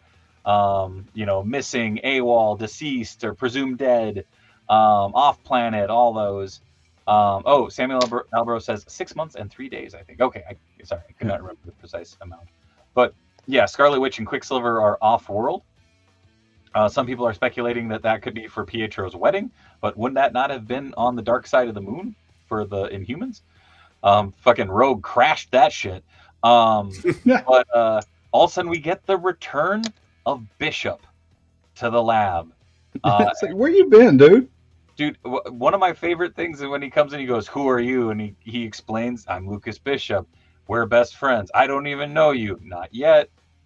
That was one of those cool exchanges where I'm like, fuck yeah, we're gonna do time travel, and they're actually gonna talk about this shit instead of just being like, "I'm Bishop." Okay, cool, let's do something.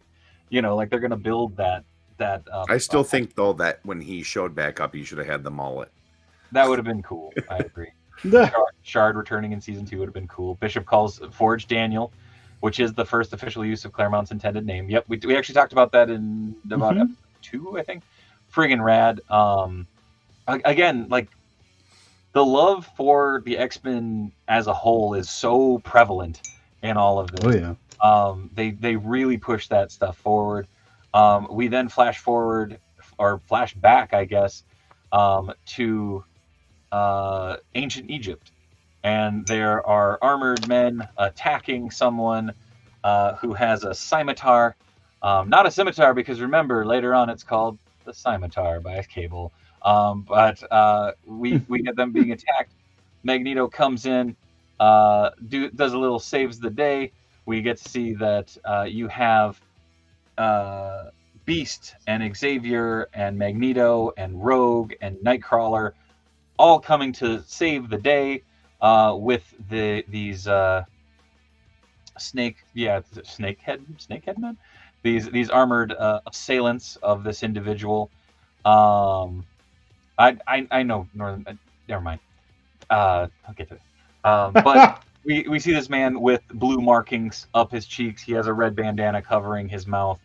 It cuts back and forth between this and a future timeline where we see Jean Grey and Cyclops in basically a barren wasteland. You see the pyramids still prevalent in the background. An elderly lady surrounded by a very ragtag bunch of teched up future fighters coming forward, and you are introduced to them as Mother Ascani, and is Rachel Summers, aka the Phoenix from Excalibur, and Scott and Jean's son, Scott and Jean's son from Days of Future Past, right? Am I fucking that up? Yeah. Yes. Because that was... I am fucking it up? Same thing with Mother Ascani. It's... Yeah, but never mind. It's because it takes place in like the year 3026 or something like that. Yeah, which is where... yeah, you're talking about that version of Rachel. Yes. And then Nathan is called forward, and we see a very young Nathan with brown hair, 2 white swags coming out of his cap that has little sinister diamonds on it, and he comes forward, and we get to see young Nathan, who could or could not be Baby Cable, or we could be getting X-Man, which would be dope. Or Baby Strife.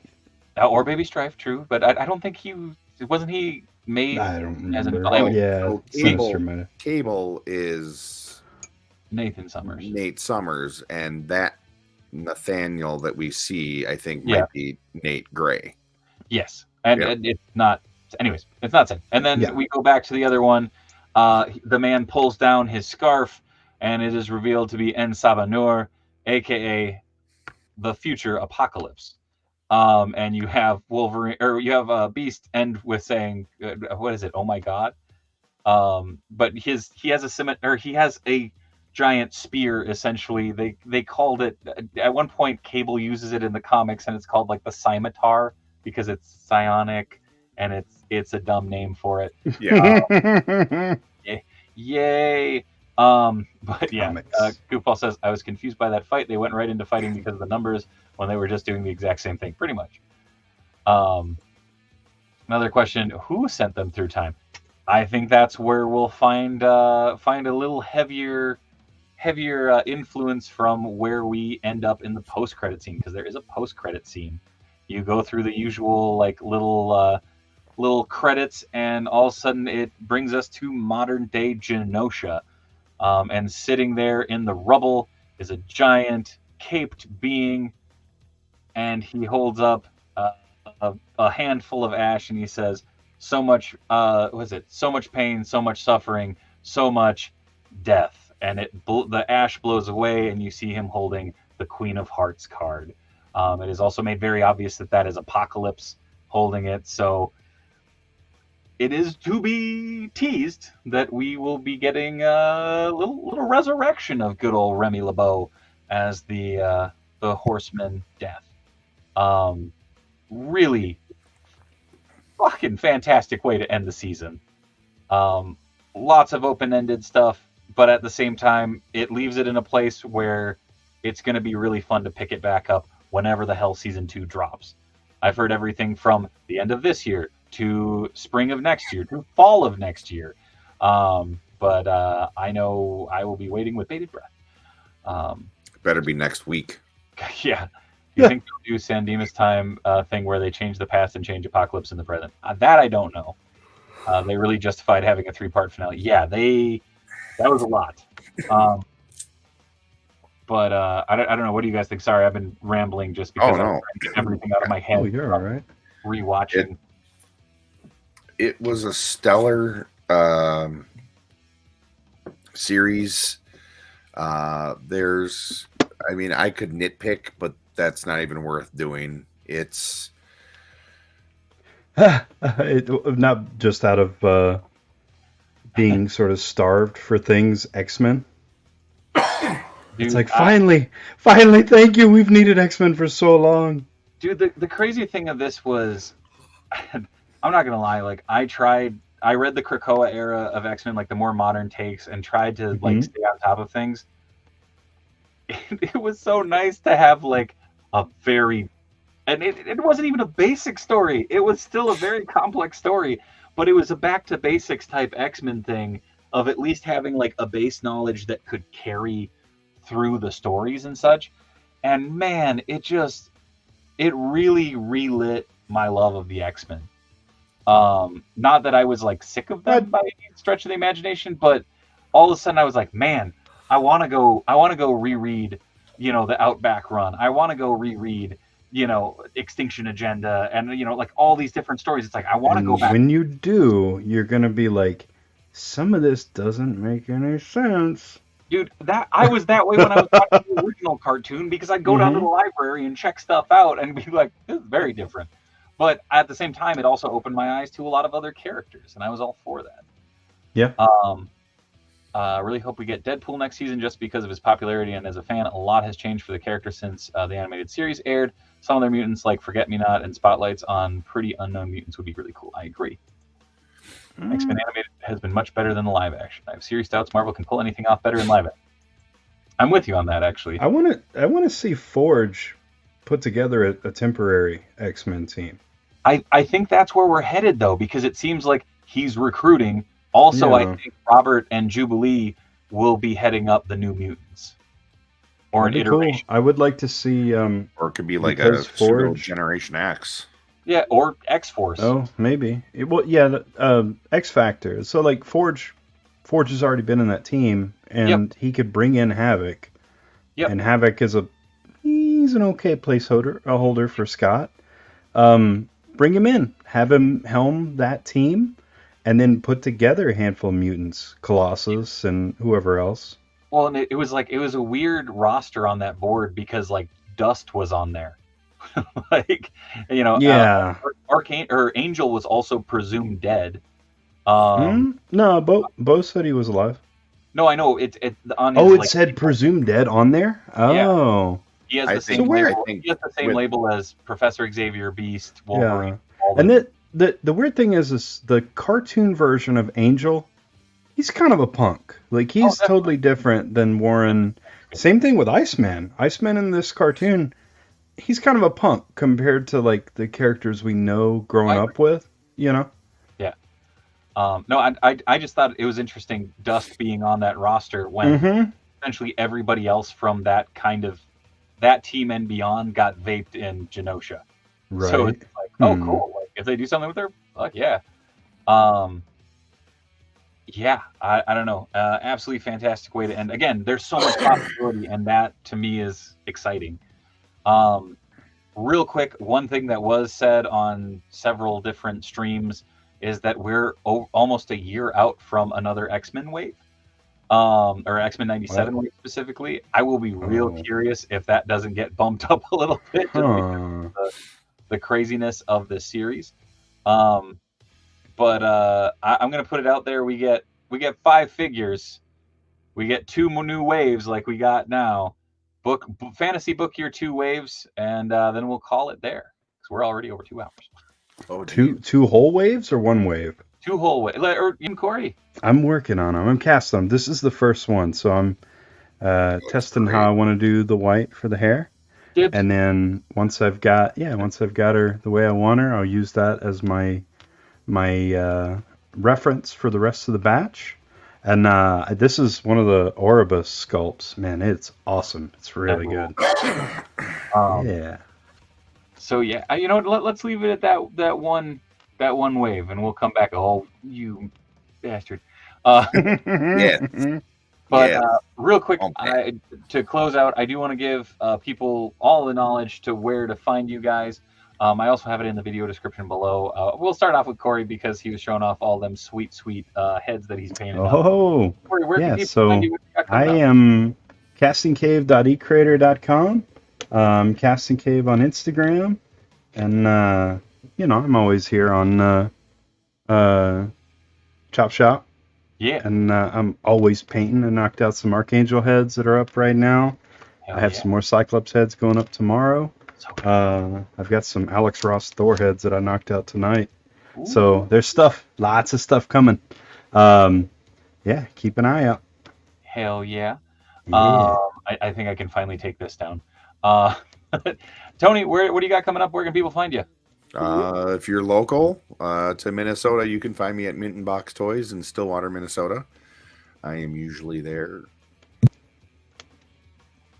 Sorry about that. Otherwise, you can find me at Griff Rider on Instagram. Pretty much any of the other socials. And you can find me here. Sorry. Usually on Wednesdays and always on Thursdays. Hell yeah. You. As always, you can find me right here Monday, Tuesday, Wednesdays. Mondays is Let's Talk Toys. Tuesday is Chop and Shop, which is live customization and toy restoration, as well as nerdy talk for 2 solid hours. And then Wednesday is Grippin' and Rippin', which is unboxing and having some fun.